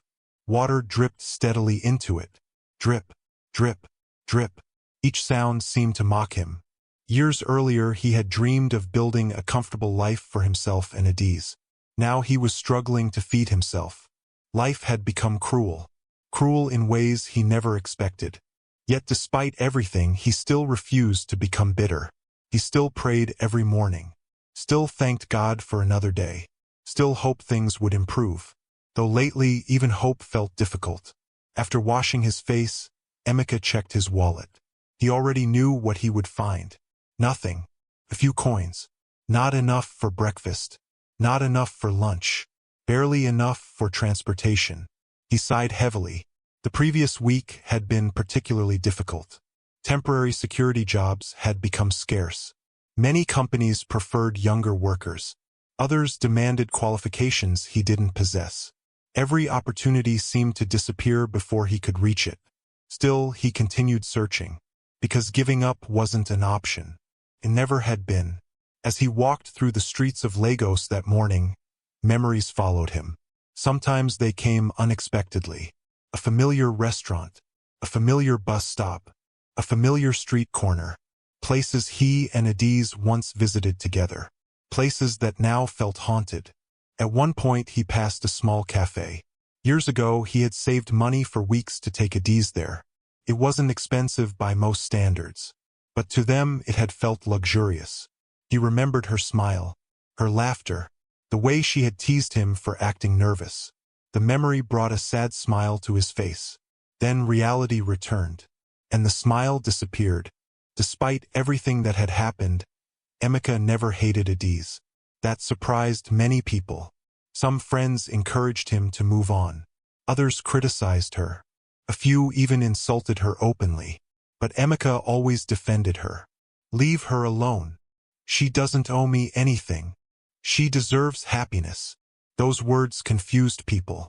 Why defend someone who had seemingly abandoned him? Because deep inside, Emeka still remembered the woman he married. The woman who cried when he worked too hard. The woman who appreciated every sacrifice. The woman who once loved him deeply. That version of Adiz was impossible for him to hate, even after all these years. Around midday, Emeka received a call from an old coworker. Emeka, good afternoon. I heard a company needs temporary security staff. Immediately his attention sharpened. Really? Yes. They're hosting a major event. When? This weekend. Emeka smiled. Thank you. Even temporary work was better than no work. Every opportunity mattered. Every naira mattered. After ending the call, he felt slightly hopeful. Perhaps things were finally improving. Meanwhile, on the other side of the city, preparations for Adi's and Victor's engagement continued. The event was becoming increasingly extravagant. Victor insisted on making a strong impression. He wanted people to admire him, to envy him, to see him as successful. In many ways, the engagement wasn't really about love. It was about validation, recognition, status, things Victor had always craved. As he reviewed event plans with organizers, he imagined the admiration he would receive. The compliments, the attention, the respect. Everything seemed perfect. Yet one thing still bothered him. Emeka. Even though years had passed, Victor couldn't completely forget him. Somewhere deep inside, guilt occasionally surfaced. Not enough to stop him, but enough to make him uncomfortable. Whenever those feelings appeared, Victor quickly buried them. After all, he had come too far to turn back now. A few days later, Emeka attended an interview for the temporary security position. The job involved assisting with crowd control during several high-profile events. The pay wasn't great, but it was something. And right now, something was enough. The supervisor studied his documents. You have experience. Yes, sir. Several years. Yes. The man nodded. We'll call you if needed. Emeka thanked him and left. Unfortunately, he never received the call. The position went to someone else. Another disappointment. Another closed door. Another reminder that life wasn't getting easier. That evening, hunger became impossible to ignore. Emeka hadn't eaten properly in nearly 2 days. He drank water repeatedly to suppress the discomfort. Sometimes it worked. Sometimes it didn't. This time it didn't. His stomach felt like it was twisting itself into knots. The sensation was exhausting. Yet even then, he refused to beg, refused to steal, refused to surrender his dignity, no matter how difficult things became. Several days later, while searching for work again, Emeka noticed unusual activity near a large event center. Workers moved in and out carrying decorations. Luxury vehicles arrived regularly. Large flower arrangements lined the entrance. Curious, he stopped briefly. One worker laughed. Big engagement party. Emeka nodded. The place looked beautiful. Expensive. The kind of event attended by wealthy people. People from a completely different world. For a moment he imagined what life might have been like if things had turned out differently. If he and Adiz had remained together. If their dreams had survived. If love had been enough. Then he shook the thoughts away. Dwelling on the past never helped. The next morning brought another disappointment. A potential employer rejected him again. This time because they wanted someone younger. As Emeka walked away from the office building, exhaustion washed over him. Not physical exhaustion. Emotional exhaustion. The kind that slowly breaks a person's spirit. For years he had fought. For years he had struggled. For years he had hoped. Yet life kept pushing him backward. He found a quiet place beneath a tree and sat down. For a long time he simply stared into the distance. Watching people hurry past. Watching life continue. Eventually his thoughts drifted toward Adiz. He wondered where she was. What she was doing. Whether she was happy. Whether she ever thought about him. The questions had no answers. Yet they remained. Always. That evening, rain fell heavily across the city. Water flooded roads. Traffic slowed. The weather matched Emeka's mood perfectly. As he sat alone in his apartment, thunder echoed outside. The loneliness felt overwhelming. He reached into a small drawer and removed an old photograph. One of the few possessions he still treasured. The picture showed him and Adiz shortly after their wedding. They looked so young, so hopeful, so certain that love could overcome anything. Emeka gently touched the photograph. A tear rolled down his cheek. Not because he regretted helping her. Never that. If given another chance, he would make the same sacrifice. Again and again. Because seeing her succeed had always been worth it. What hurt was losing her. Not the money. Not the years. Her. 2 days before the engagement party, Emika's situation worsened. The little money he had left finally ran out. Completely. There was nothing remaining. No savings. No backup plan. No hidden resources. Just emptiness. For the first time in years, fear truly gripped him. How had things become this bad? How had life fallen apart so completely? He didn't know. All he knew was that survival was becoming increasingly difficult. The morning of the engagement party arrived. Though Emika had no idea whose engagement it was. To him, it was simply another day. Another difficult day. Another day searching for opportunities. The hunger in his stomach had become severe. He hadn't eaten properly in nearly 48 hours. Even walking felt difficult. Still, he forced himself forward. Because stopping would accomplish nothing. Around midday he passed the same event center again. This time everything was finished. The decorations looked magnificent. Luxury cars lined the entrance. Music drifted through the air. The smell of food was everywhere. Rich, delicious food. The aroma alone made his stomach ache. He tried to keep walking. He really did. But after several steps he stopped.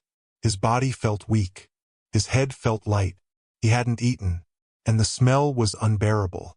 For several minutes he stood there struggling with himself. Pride versus necessity.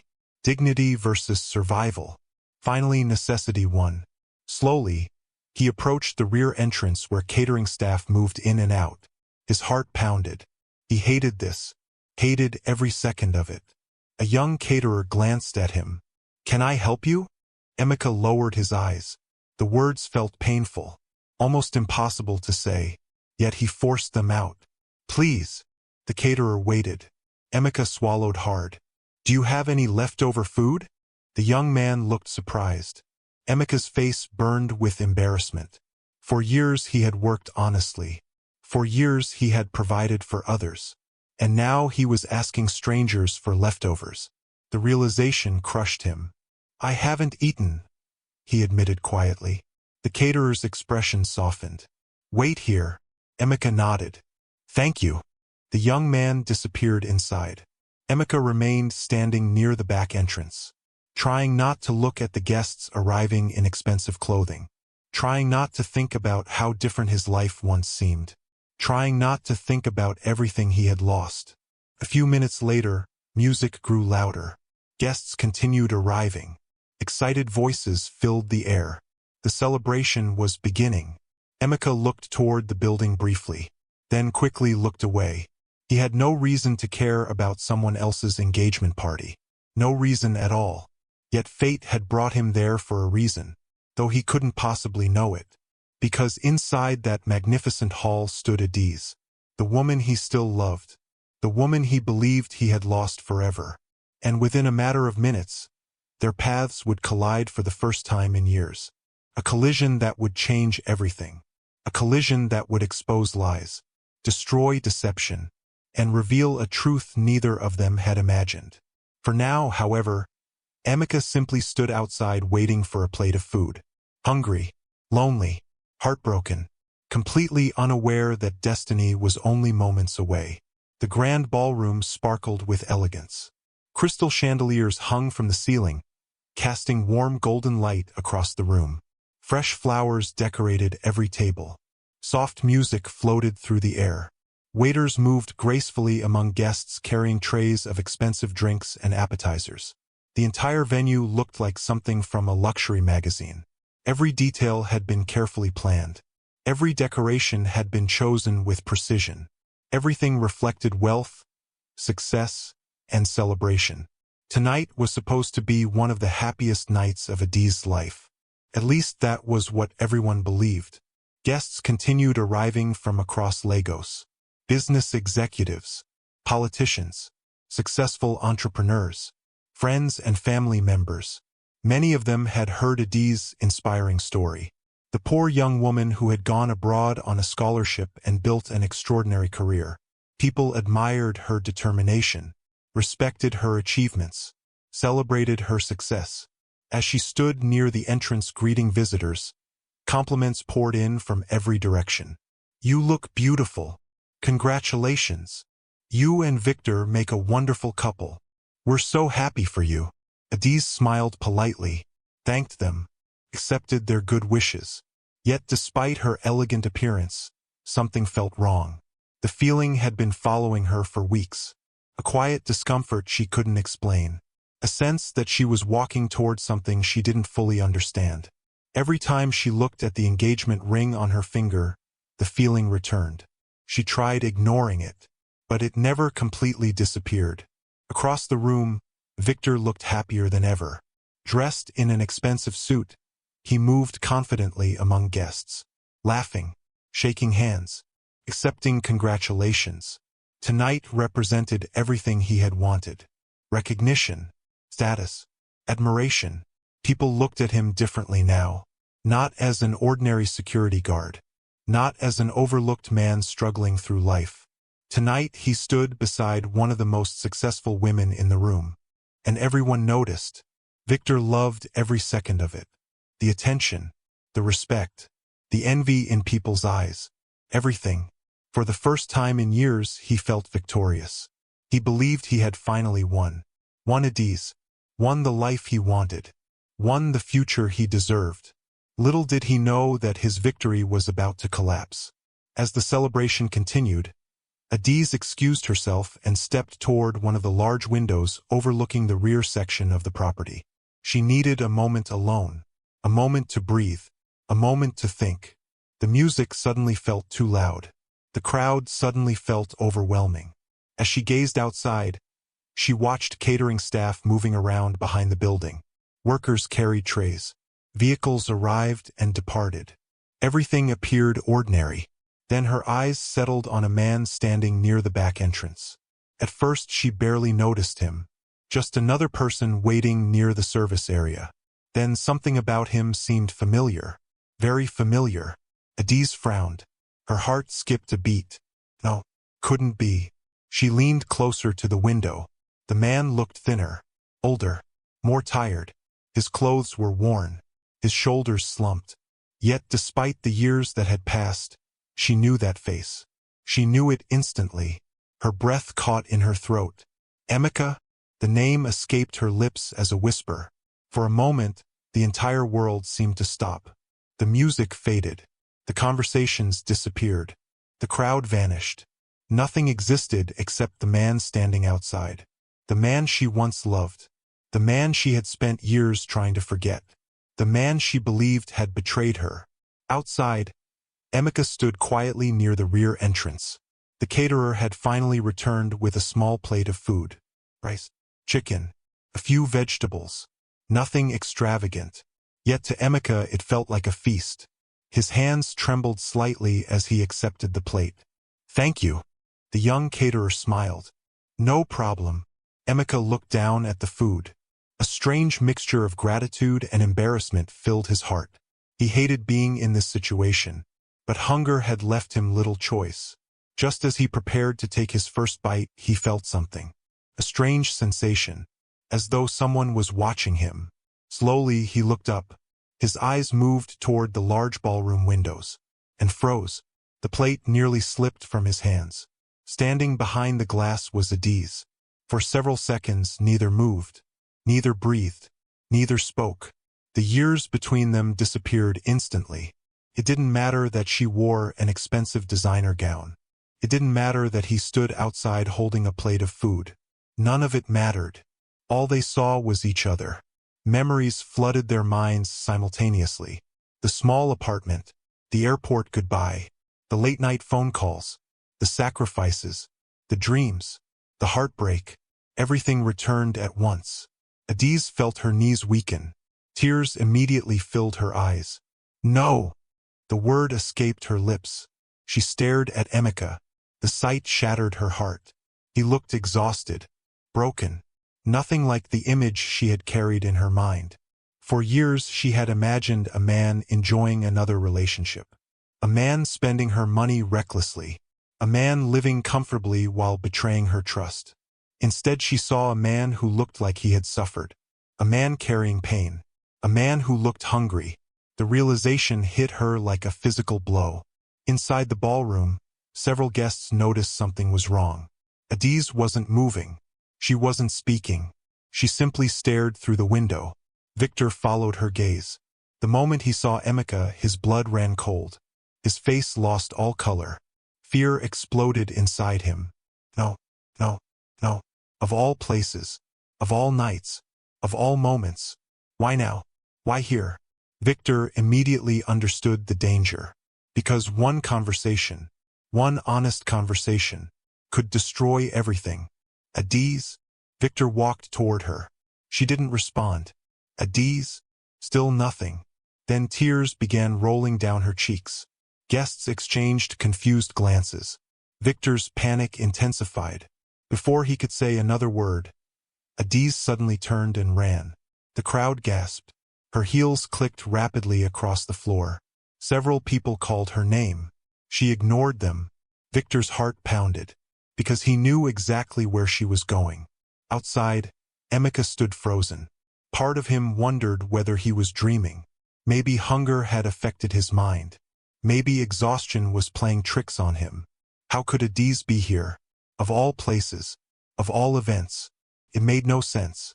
Then the doors burst open, and she appeared, running toward him, tears streaming down her face. Emeka's heart nearly stopped. Adiz! She stopped several feet away. For a moment neither spoke. The emotions were too overwhelming, too complicated, too painful. Years of confusion stood between them. Years of unanswered questions. Years of heartbreak. Finally Adiz whispered his name. Emeka. His eyes filled with tears. Hello. The simplicity of the greeting somehow made everything worse, because it felt like strangers meeting after a lifetime apart. Adiz stared at him. Really stared. For the first time in years. The details broke her heart. The worn clothing. The tired eyes. The thin frame. This was not the image described in the anonymous messages. Not even close. Why? She whispered. Emeka looked confused. What? Why did everything happen like this? He stared at her. Confusion deepened across his face. Then he noticed the engagement ring. His eyes moved from the ring to her face. The realization struck immediately. This wasn't just any celebration. This was her engagement party. The woman he still loved was engaged. Pain shot through his chest. Yet even then he forced a smile. I'm happy for you. Those words nearly destroyed Adiz, because they sounded sincere. No bitterness, no anger, no accusation, just sadness and kindness, exactly like the man she remembered. Inside the ballroom, guests began gathering near windows and doors. Curiosity spread rapidly. Whispers moved through the crowd. Who was the man outside? Why was Adiz crying? Why did Victor suddenly look terrified? Questions filled the air. No answers came. Outside, Adiz struggled to control her emotions. Emeka. Yes. Are you okay? The question sounded ridiculous the moment she asked it.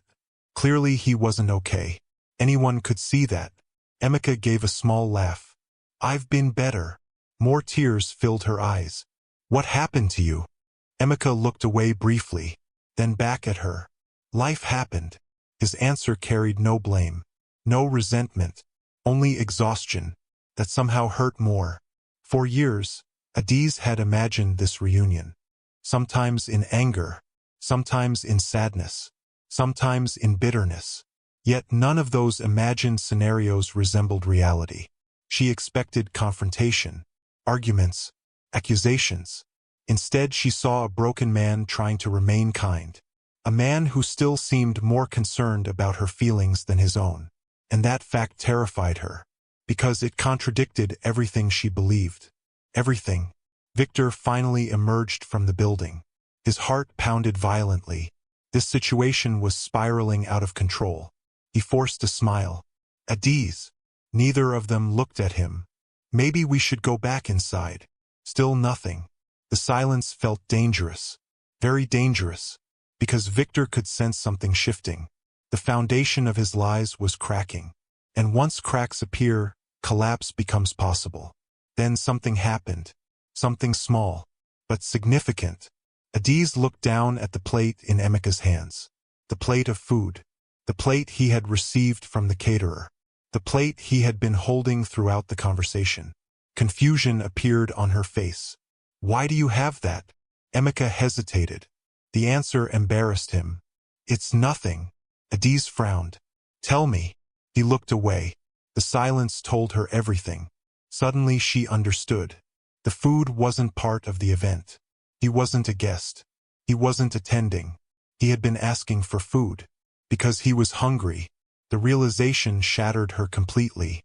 Tears exploded from her eyes. "No!" Emeka lowered his head. The shame on his face made the moment even more painful. "You were asking for food?" He said nothing. He didn't need to. The truth was obvious. Adiz covered her mouth. For years she had believed he was wasting her money. Living comfortably. Enjoying another relationship.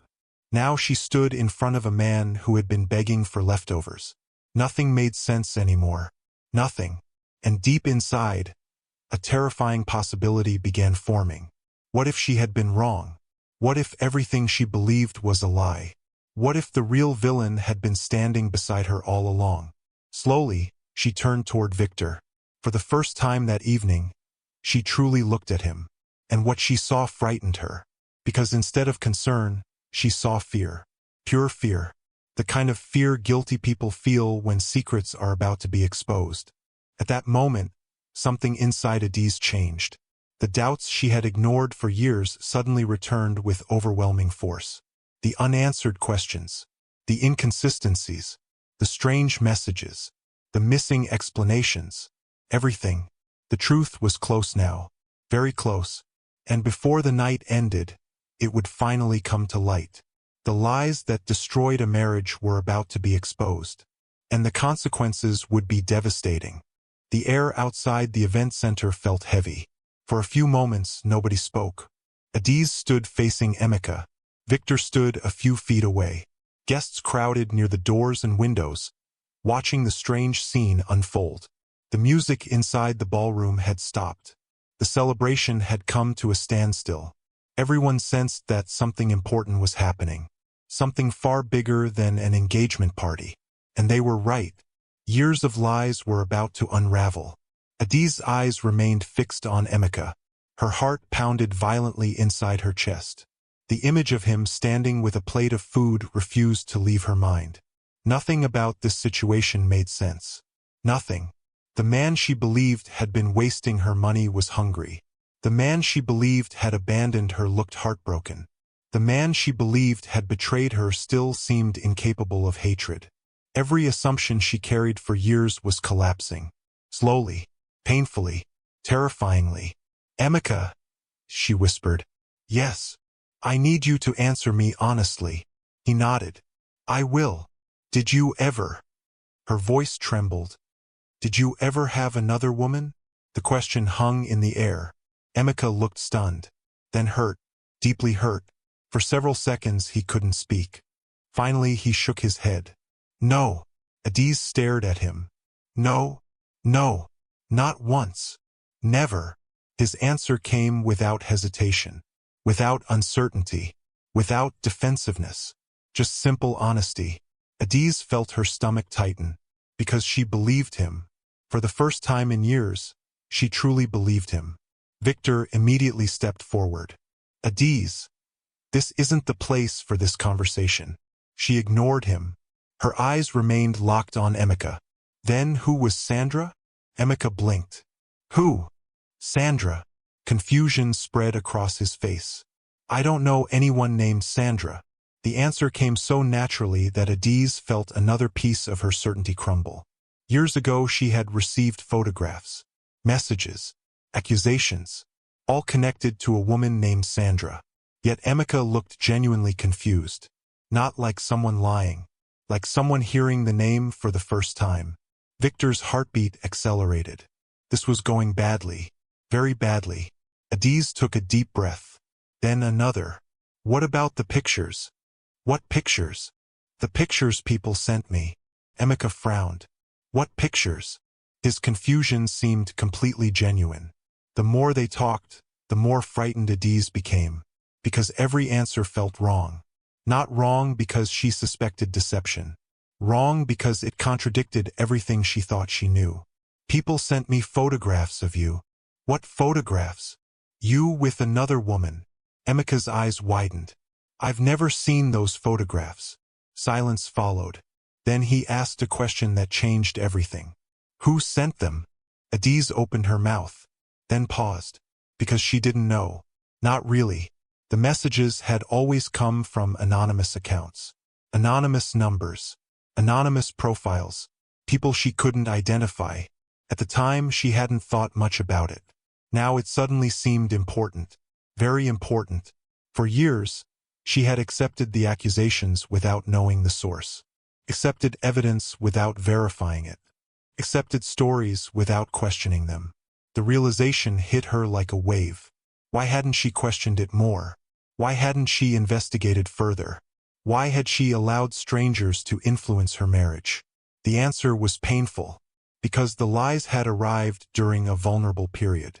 She was lonely, far from home, surrounded by uncertainty, and slowly, doubt had poisoned her judgment. Exactly as someone intended. Who sent them? Emeka repeated. Adiz lowered her gaze. I don't know. Emeka frowned. You don't know? She shook her head. The admission felt humiliating. Years of heartbreak built upon messages from people she couldn't identify. How had she allowed that to happen? Suddenly, another memory surfaced. One she hadn't thought about in years. The missing phone. The stolen phone. The phone Emeka lost shortly before everything began falling apart. Her eyes widened. Your phone. Emeka looked confused. What about it? The one that got stolen. His expression changed immediately. What about it? When exactly did it disappear? Emeka thought for a moment, then mentioned the date. Adiz froze, because the date matched perfectly. The anonymous messages had started shortly afterward. Not months later, not years later, immediately afterward. A chill ran through her body. Slowly, very slowly, she turned toward Victor. The color drained from his face. He knew what she was thinking, and that terrified him. Adiz, he said quickly. You're upset. You're not thinking clearly. She ignored him. When did you learn his phone was stolen? Victor hesitated. Everyone at work knew. When? Years ago. How soon after it happened? Victor swallowed. The questions felt dangerous. Very dangerous. Meanwhile, Emeka's mind raced. For the first time, pieces of the puzzle were beginning to connect. The anonymous accusations. The sudden distrust. The strange questions. The emotional distance. Could all of it have originated from the stolen phone? The possibility seemed impossible. Yet somehow it explained everything. Absolutely everything. He looked at Adiz. When did the messages start? She answered. Emeka's eyes widened. The timing matched perfectly. Every detail matched. Suddenly, years of confusion began making sense. Tears filled Adiz's eyes. Emeka! His voice softened. Yes. I need you to tell me something. What is it? After your phone disappeared. She struggled to continue. Did you try contacting me? The hurt in Emeka's eyes appeared instantly. Every day. Her heart shattered. What? I tried calling. His voice trembled. I sent emails. Another tear rolled down her cheek. I wrote messages. More tears followed. I even asked mutual friends. Adiz felt dizzy, because she never received them. Almost none of them. Years of pain. Years of silence. Years of misunderstanding. And suddenly everything looked different. I thought you abandoned me, she whispered. Emeka looked shocked. What? I thought you stopped caring. His eyes filled with tears. Adiz. The pain in his voice broke her heart. I never stopped caring. She covered her mouth. No. I never stopped loving you.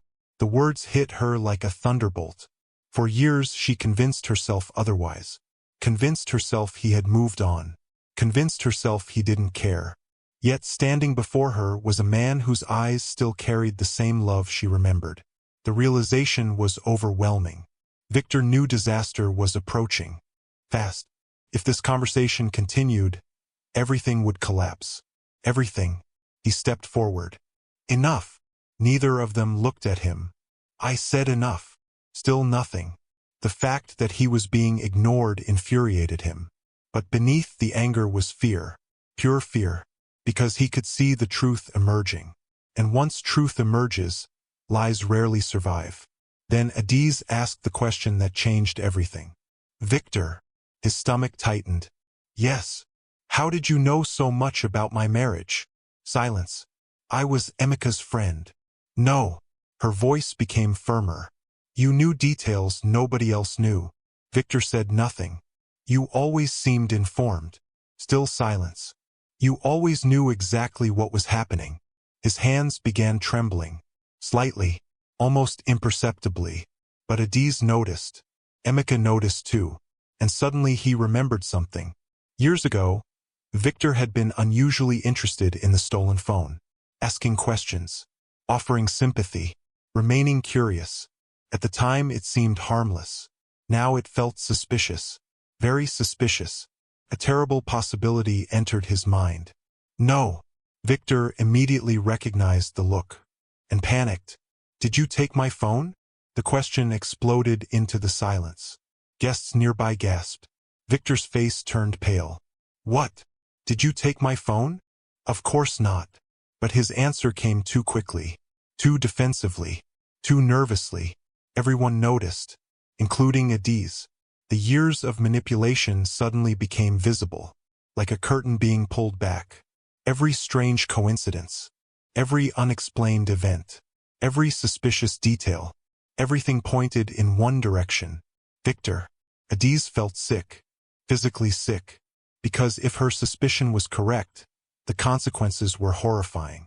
It would mean she spent years believing lies. Years punishing an innocent man. Years building a new relationship on deception. The thought was unbearable. A voice interrupted the tension. One of the older security guards attending the party stepped forward. He had once worked with Victor and Emika. His face looked troubled. Very troubled. I think I need to say something. Everyone turned toward him. Victor's heart nearly stopped. Because he recognized the man instantly. And he knew exactly what was coming. The guard looked at Adiz. Then at Emika. Then at Victor. I didn't say anything before because I wasn't certain. The crowd grew silent. But years ago, he hesitated. I saw Victor with a phone. Victor immediately shouted. He's lying. The guard ignored him. It looked exactly like Emika's phone. Gasps spread through the crowd. Victor's panic intensified. Another guest stepped forward. Then another. Small pieces of information began emerging. Things people had ignored. Things people dismissed. Things that seemed unimportant at the time. But together they painted a horrifying picture. A picture of manipulation, deception, betrayal. The walls were closing in. Fast. Finally Adiz looked directly at Victor. Tears streamed down her face. Tell me the truth. Victor said nothing. Tell me. Silence. Tell me. Her voice echoed across the property. The crowd waited. Emika waited. The entire world seemed to wait. Victor's shoulders slumped. For a brief moment he looked exhausted. Defeated. Broken. Then the truth finally emerged. I was jealous. The words barely rose above a whisper. Yet everyone heard them. Every single person. Adiz stared at him. Unable to breathe. Unable to move. Unable to think. Victor lowered his head. I was jealous.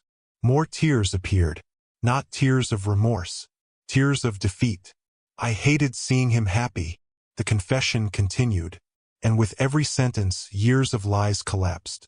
Years of manipulation. Years of stolen love. Years of suffering. All because one man allowed jealousy to control him. Adiz began crying uncontrollably. Not because of Victor. Because of Emika. Because she finally understood. The man who sacrificed everything for her had never betrayed her. Never abandoned her. never stopped loving her. Instead, he became the victim of a cruel deception. And she had believed it.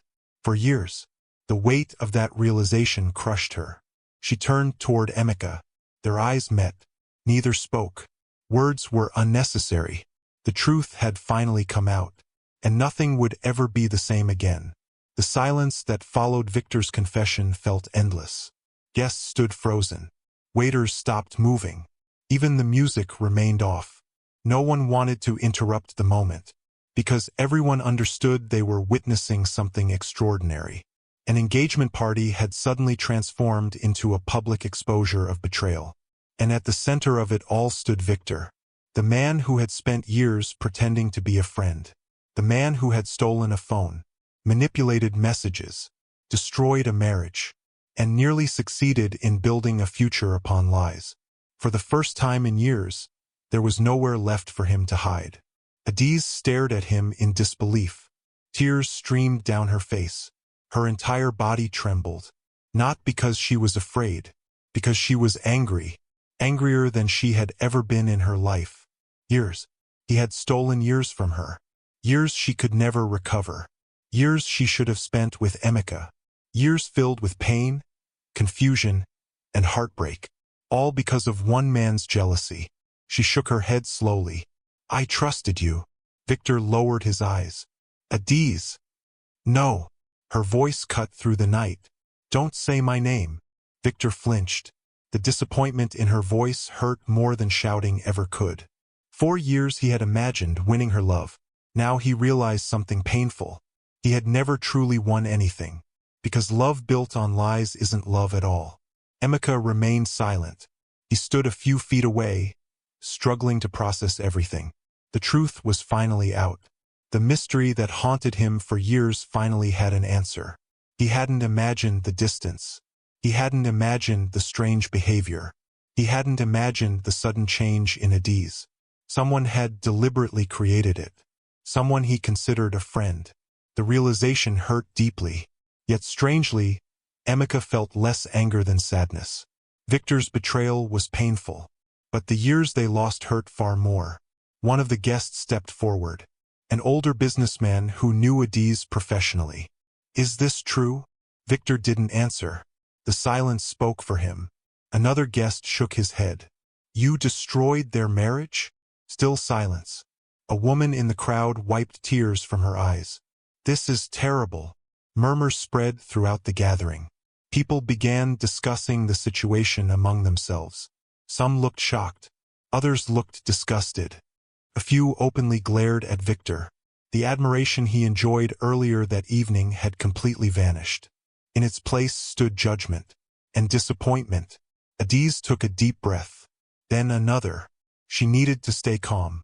Needed to think clearly. Needed answers. Lots of answers. Tell me everything. Victor looked up. What? Everything. Her voice was cold. Every lie. Every message. Every fake photograph. Every manipulation. I want to hear all of it. Victor swallowed hard. The crowd waited. No one left. No one moved. Everyone wanted to know the truth. Slowly, Victor began speaking. At first his voice was barely audible. But as the confession continued, the details became clearer. He described his jealousy, his resentment, his bitterness whenever he saw Emeka happy. He admitted stealing the phone, admitted sending messages, admitted creating fake accounts, admitted editing photographs. Each confession felt like a knife twisting deeper into Adiz's heart, because every lie reminded her of a moment she had doubted Emeka. Every deception reminded her of a time she chose suspicion over trust. And every revelation revealed how thoroughly Victor had manipulated her. Guests listened in stunned silence. Some shook their heads. Others covered their mouths. A few openly cried. The story sounded unbelievable. Yet it was real. Horribly real. One woman whispered to her husband, "How can someone do this?" The husband sighed. Jealousy. Just one word. Yet it explained everything. Victor finally looked toward Emeka. For the first time that evening, genuine guilt appeared on his face. I'm sorry. The words sounded weak. Insufficient. Meaningless. Because some damage cannot be repaired with apologies. Some wounds remain forever. Emeka stared at him. For several moments he said nothing. Then he spoke quietly. Why? Victor looked down. I was jealous. I know that. Emeka's voice remained calm. But why destroy us? Victor struggled to answer. Because there wasn't a good answer. There never had been. Only selfishness. Only bitterness. Only envy. And none of those sounded reasonable when spoken aloud. Adiz suddenly removed the engagement ring from her finger. The crowd immediately fell silent. Everyone understood what was happening. Victor understood too. His face turned pale. The future he imagined was slipping away. Right in front of him. Adiz! She looked at the ring. The expensive diamond sparkled beneath the lights. Just hours earlier it symbolized a new beginning. Now it represented deception, pain, and betrayal. Slowly she walked toward Victor. The crowd parted to make room. No one spoke. No one interrupted. Everyone watched. When she stopped in front of him, her eyes filled with tears. I trusted you.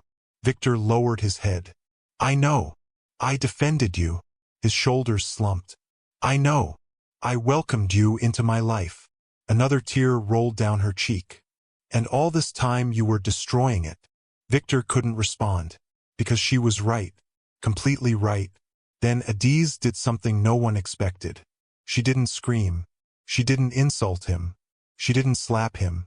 Instead, she simply placed the ring in his hand. The gesture felt more powerful than any act of anger. Because it was final. Completely final. It's over. Victor closed his eyes. The words hit harder than he expected. It's over, she repeated. And with those two words, the engagement officially ended. A wave of emotion moved through the crowd. People understood the significance of what they had witnessed. This wasn't merely a broken engagement. It was the collapse of an entire deception.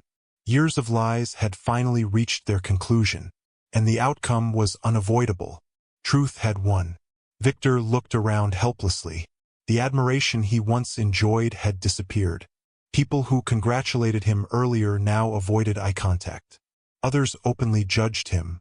The respect he wanted so desperately had evaporated. In its place stood shame. Public shame. The very thing he spent years trying to avoid.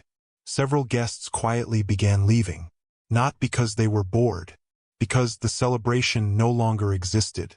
There was nothing left to celebrate. The engagement party had ended. All that remained was the aftermath. And the aftermath was painful. Meanwhile, Adiz turned toward Emeka. For several moments they simply looked at each other. Years of memories passed between them. Years of pain. Years of misunderstanding. Years of lost opportunities. Neither knew what to say. How do you summarize years of heartbreak? How do you explain so much suffering? The answer was simple. You don't. You start with honesty. I'm sorry. The words escaped Adiz's lips before she could stop them. Emeka immediately shook his head. No. Fresh tears filled her eyes. Yes. No. She looked confused. What do you mean no? Emeka sighed. You were manipulated. I should have known. Maybe. I should have trusted you. Maybe. His voice softened. But you were hurting too. Those words broke her heart. Because even now, after everything, Emeka still showed compassion. Still showed understanding. Still showed kindness. The same kindness that made her fall in love with him years ago. I failed you. The confession came out as a whisper. Emeka shook his head again. No. I did. No. His eyes filled with tears. We both suffered. The simple truth silenced her. Because he was right. Neither of them won. Neither of them escaped unharmed. Both became victims. Victims of lies. Victims of manipulation. Victims of a betrayal neither deserved. As the crowd slowly dispersed, a few guests remained nearby, watching quietly, witnessing something remarkable. Not revenge. Not hatred. Forgiveness. Or at least the beginning of it. In a world where anger often dominates, that felt rare, beautiful, and deeply moving, Victor stood alone, completely alone. For years he had convinced himself that happiness could be stolen, that success could be taken, that destroying another person's life would somehow improve his own. Now he finally understood the truth. Didn't. It never could. Instead of building a better life, he had destroyed his own. The realization arrived too late. Much too late. The event center staff began cleaning the venue. Flowers were removed. Tables were cleared. Decorations slowly disappeared. The grand celebration Victor spent months planning was ending in humiliation. A painful reminder that deception eventually collapses. Always. The only question is when. Later that evening, after most guests had left, Adiz and Emeka sat quietly in a private room inside the venue. For the first time in years, they were alone. No lies, no misunderstandings, no anonymous messages, just truth, raw and painful truth. Neither knew exactly what came next. The future remained uncertain. The wounds were still fresh. The lost years could never be recovered. Yet something had changed. The darkness that separated them was gone. Finally gone. Adiz looked at him. Really looked at him. The tired eyes. The worn clothes. The exhaustion. And suddenly she remembered something. The airport. The sacrifices. The promises. Everything he had done for her. A fresh wave of guilt crashed over her. Because the man sitting in front of her wasn't the villain. He never had been. He was the reason she achieved her dreams. The reason she built her career. The reason she escaped poverty. Without Emeka, none of it would have happened. And somehow she had forgotten that. "Can you ever forgive me?" The question came quietly. Emeka looked at her for a long time, then smiled sadly. "I never stopped loving you." The answer wasn't exactly forgiveness. But it was close. Very close. And it made Adiz cry all over again. Outside, the final guests departed. The engagement party was over. The lies had been exposed. The villain had been revealed. And the future Victor imagined had vanished forever. But for Adiz and Emeka, something new was beginning. Not a fairy tale. Not an easy path. Rebuilding trust would take time. Healing would take time. Forgiveness would take time. Yet for the first time in years, they finally had something they hadn't possessed in a very long time. The truth. And sometimes the truth is the first step toward finding your way home. The days following the disastrous engagement party felt surreal. For years, Adiz and Emeka had lived with unanswered questions. For years, confusion and pain had controlled their lives. Then, in a single evening, the truth emerged. The lies were exposed. The deception was destroyed. Yet truth alone could not heal everything. Some wounds take time. Some scars remain even after the injury is gone. And both of them carried many scars. The morning after the engagement party, Adiz woke up feeling exhausted. She barely slept. Every time she closed her eyes, memories returned. Victor's confession, Emeka's face, the plate of food, the realization that the man who sacrificed everything for her had been suffering while she believed terrible lies. The guilt felt overwhelming. As she sat on the edge of her bed, tears filled her eyes again. How could she have been so wrong? How could she have allowed years to pass without finding the truth? The questions haunted her, and no answer seemed good enough. Meanwhile, Emeka sat quietly in his small apartment. For the first time in years, he felt something unfamiliar. Peace. Not complete peace, but enough to notice. The uncertainty was gone. The mystery had been solved. He finally knew why everything happened. He finally knew Adiz had never intentionally abandoned him. That knowledge lifted a burden he had carried for years. Yet another challenge remained. What happened now? Could two people rebuild after losing so much time? Could trust return? Could love survive such damage? He didn't know, but he wanted to try. Later that afternoon, Adiz arrived at his apartment. She stood outside the door for several moments before knocking. Her heart pounded nervously. This place looked very different from her current home. The building was old. The paint was faded. The neighborhood was modest. A painful reminder of how difficult Emeka's life had become. When the door opened, they simply stared at each other. Neither smiled immediately. Both felt emotional. Finally, Emeka stepped aside. "Come in." Adiz entered slowly. The apartment was small, much smaller than the house she owned. The furniture looked worn. The walls showed signs of age. Yet despite everything, the place felt familiar, because it reminded her of where their journey began. For a while they sat in silence. Neither seemed sure where to start. Years of separation couldn't be fixed with a single conversation. Eventually Adiz spoke. "I'm sorry." Emeka sighed softly. "You already apologized." "I know." Her eyes filled with tears. "But I need you to understand how sorry I am." He remained silent. "I trusted those lies." Her voice broke. "I doubted you." Fresh tears rolled down her cheeks. "And because of that, we lost years." Emeka looked at her carefully. Then he shook his head. "We both lost years." His answer surprised her. "You don't blame me?" The question sounded almost childish. Yet she genuinely needed to hear the answer. Emeka thought for a moment, then spoke honestly. "For a long time I did." Adiz lowered her gaze. The admission hurt, but she appreciated the honesty. "Then what changed?" Emeka smiled sadly. "The truth." Over the next several hours they talked. Really talked. For the first time in years. No interruptions. No lies. No misunderstandings. Just honesty. They shared memories, compared timelines, filled gaps in each other's stories. The conversation was painful at times. Some moments brought tears. Others brought laughter. But every conversation helped. Every truth strengthened the bridge between them. Slowly, patiently, carefully.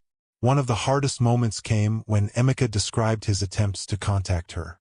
The emails, the phone calls, the letters, the messages through mutual friends. Adiz listened quietly. Each revelation felt like another knife in her heart. Because she never received most of them. The realization was devastating. "You really tried that hard?" Emeka laughed softly. "Every day." She covered her face. "No. It's true." "Why?" The question escaped before she could stop it. Emeka looked confused. "Why? Why didn't you give up?" He stared at her, then smiled. "Because you were my wife." The simple answer shattered her completely. Several days later, Adiz made another decision. One that surprised Emeka. She insisted on helping him financially. At first he refused. Absolutely refused. "No. Emeka. No." She crossed her arms. "You're being stubborn. I'm being proud." "Exactly." He smiled. Nothing wrong with that. But Adiz wasn't giving up. For years he had sacrificed everything for her. Now it was her turn. Eventually she reached a compromise. Instead of simply giving him money, she helped him start a small security consulting business. The idea appealed to him because it preserved his dignity, and it gave him an opportunity to rebuild his life. Together they worked on the plan. Just like old times. Team again. As the weeks passed, they spent more time together. Coffee shops, restaurants, long drives, simple conversations. Each day felt like rediscovering someone familiar. The connection that once seemed lost slowly returned. Not instantly, not magically, but genuinely. One afternoon they sat beside the ocean watching waves crash against the shore. Neither spoke for several minutes. The peaceful silence felt comfortable. Finally Adiz smiled. "I missed this." Emeka looked at her. "What?" "Talking to you." He laughed. "You talked plenty before." "No." She shook her head. "I mean really talking." He understood immediately, and nodded. "I missed it too." Despite their progress, healing wasn't always easy. Some days old wounds resurfaced. Some conversations reopened painful memories. One evening Adiz suddenly burst into tears during dinner. Emeka immediately became concerned. "What's wrong?" She shook her head. "I keep thinking about those years." His expression softened. "Adiz, I hate that we lost them." So did he. But dwelling on the past wouldn't change it. Gently, he reached across the table and held her hand. "We can't get those years back." Her tears continued falling. "I know. But we still have today." The words were simple, Yet they helped, because they were true. One weekend, Adiz suggested visiting a place neither had seen in years. The apartment where they first lived as husband and wife. The tiny apartment with the leaking roof. The apartment where everything began. At first Emeka laughed. "Why would we go there?" She smiled. "Because I want to." And so they went. The neighborhood looked much the same. Children still played outside. Vendors still sold food nearby. Life continued as it always had. When they reached the old building, both became quiet. Memories flooded back instantly. The landlord recognized them immediately. "You too." He smiled broadly. "It's been years." After a brief conversation, he allowed them to see the room. The tiny room remained almost unchanged. The walls still looked worn. The space still felt cramped. The roof still showed signs of leaking. Yet neither noticed those flaws, because all they saw were memories. Adiz slowly walked through the room, smiling, crying, remembering. "This is where we ate noodles for a month." Emeka laughed. "Because we were broke. We were always broke." "Good point." They both laughed. Then she pointed toward a corner. "That's where we celebrated when I got the scholarship." Emeka nodded. "And that's where you cried because you thought America was impossible." She smiled. "I was dramatic." "You still are." She playfully hit his arm. For the first time in years, genuine happiness filled the room. As the afternoon continued, they sat together on the old floor, just as they had done years earlier. The conversation eventually became serious. Adiz rested her head on his shoulder. "Can I ask you something?" "Of course." "Did you ever stop loving me?" The question lingered in the air.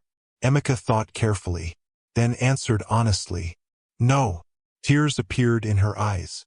"Not even once?" "No." She looked up. "Even when you thought I abandoned you?" His voice softened. "Especially then." That answer broke whatever emotional barriers remained. Adiz wrapped her arms around him and cried. Not because she was sad, because she finally understood the depth of his love. A love that survived distance, survived lies, survived betrayal, survived everything. For a long time they simply held each other. Neither wanted to move. Neither wanted the moment to end. Finally Adiz looked into his eyes. "What happens now?" Emeka smiled. "I don't know." She laughed through tears. "That's not helpful." He laughed too. Then his expression softened. "We start over." The words sounded simple, yet they carried enormous meaning. Start over. Not erase the past. Not pretend the pain never happened. Simply build something new from the truth. Together. The following weeks became some of the happiest they had experienced in years. The security consulting business began showing promise. Clients appeared. Opportunities increased. Emeka's confidence slowly returned. Meanwhile, Adiz felt lighter, happier, more complete. The emptiness she carried for years gradually disappeared, because she finally understood what had been missing. It wasn't success. It wasn't money. It wasn't status. It was Emeka. One evening, as they sat on the balcony of Adiz's house watching the sunset, she quietly took his hand. "There's something I need to tell you." Emeka looked at her. "What?" A smile spread across her face. "The company wants me back in America." Emeka nodded slowly. He had suspected this conversation would come eventually. "That's good." She smiled. "Is it?" "Of course. You don't sound excited." He laughed softly. "I am." But deep down, a familiar fear returned. The last time America entered their lives, everything changed. And not for the better. Adiz noticed the concern in his eyes. Then she squeezed his hand. This time, however, things would be different. Very different. Because neither of them intended to face the future alone again. And as the sun disappeared beyond the horizon, both understood something important. Love had found its way home. Now it was time to build a future together. The evening breeze moved gently across Adiz's balcony as the city lights flickered below. Neither she nor Emeka spoke for several moments. The conversation from earlier still lingered between them. The company wanted Adiz back in America. Years ago, those words would have filled them with excitement. Then they would have filled them with fear. Now they filled them with something else entirely. Hope, because this time things would be different. This time they would face the future together. Adiz turned toward Emeka and smiled. You haven't said much. Emeka laughed softly. I'm thinking. That's dangerous. He smiled. Very funny. She moved closer. What are you thinking about? Emeka looked out toward the city. Honestly, always. A small smile appeared on his face. I'm thinking about how strange life is. Adiz raised an eyebrow. Go on. Years ago, I worked myself nearly to death trying to get you to America. She nodded quietly. Then everything fell apart. Yes. He shook his head. And now we're talking about going back together. For a moment neither spoke. Then Adiz squeezed his hand. Maybe that's how life works. What do you mean? Sometimes the journey is longer than we expect. Emeka smiled. And sometimes more painful. She nodded. Very painful. Yet despite the pain they were still here. Still together. Still fighting for each other. That realization felt miraculous. The following morning, Adiz made a decision. One that surprised Emeka. She called her company's headquarters in America. After discussing several details, she scheduled a meeting. When she finished the call, Emeka looked curious. What was that about? Adiz smiled. Our future. His heart skipped a beat. What does that mean? It means I'm not going anywhere without you. Emeka stared at her. Adiz. No. She shook her head firmly. I'm serious. You don't have to do that. Yes, I do. No. Yes. The familiar playful argument made both of them laugh. Then Adiz became serious. For years we allowed distance to separate us. Tears filled her eyes. Never again. The determination in her voice left no room for debate. And deep down, Emeka knew she meant every word. Over the next several weeks, they began preparing for the possibility of moving to America together. The process wasn't simple. There were forms to complete, documents to gather, interviews to attend, medical examinations, legal paperwork. The list seemed endless. But unlike before, they faced every challenge as a team. Every morning they reviewed documents together. Every afternoon they completed applications. Every evening they discussed plans for the future. The experience brought them closer than ever, because they were building something together again. A shared dream, a shared future, a shared life. One afternoon, while organizing paperwork, Adiz discovered something unexpected. A small notebook, old and worn. She recognized it immediately. It belonged to Emeka. Curious, she opened it. The first few pages contained financial calculations, budgets, expenses, savings plans. Then she reached another section and froze. Every page contained notes about her, dates, goals, dreams, plans. Some entries were years old. Others were newer. One page read, Adiz wants to finish her degree with honors. I know she can do it. Another read, save enough money to surprise her when she comes home. Another, no matter what happens, never stop believing in her.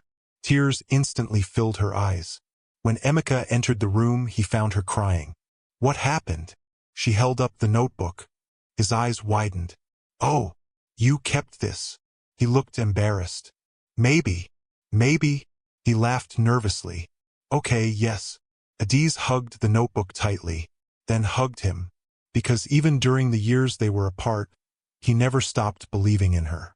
Never stopped supporting her. Never stopped loving her. As preparations continued, exciting news arrived. The visa application process was moving faster than expected. One afternoon, Emeka received a phone call. After ending it, he sat motionless. Adiz immediately noticed. What happened? He looked at her, speechless. Emeka? A smile slowly spread across his face. Then another. Then a huge grin. We got approved. For a moment Adiz simply stared. Then she screamed. A loud, joyful scream. Both burst into laughter. Then tears. Then another hug. The years of sacrifice. The years of pain. The years of waiting. Everything suddenly felt worthwhile. News spread quickly among family and friends. Many people celebrated. Others expressed surprise. Some still couldn't believe Adiz and Emeka had reunited after everything they endured. Yet those who truly knew them weren't surprised at all. Because genuine love has a way of surviving impossible situations. And they're certainly qualified as impossible. A few days before their departure, Adiz suggested visiting one final place. The airport. The same airport where their journey had begun years earlier. The same airport where they said goodbye. The same airport where both of their lives changed forever. As they stood near the departure terminal, memories flooded back. Adiz smiled sadly. "I remember crying." Emeka laughed. "You cried a lot." "I was emotional." "You still are." She playfully pushed him. Then her smile softened. "I remember looking back." Emeka nodded. "I remember watching you leave." Neither spoke for a moment. The memory remained painful, yet beautiful, because it reminded them how far they had come. The night before their flight, neither slept much. There was simply too much excitement, too much anticipation, too many emotions. At one point, around midnight, they sat together in the living room drinking tea. The house was quiet. The city outside had fallen asleep. Adiz looked at him thoughtfully. "Can I ask you something?"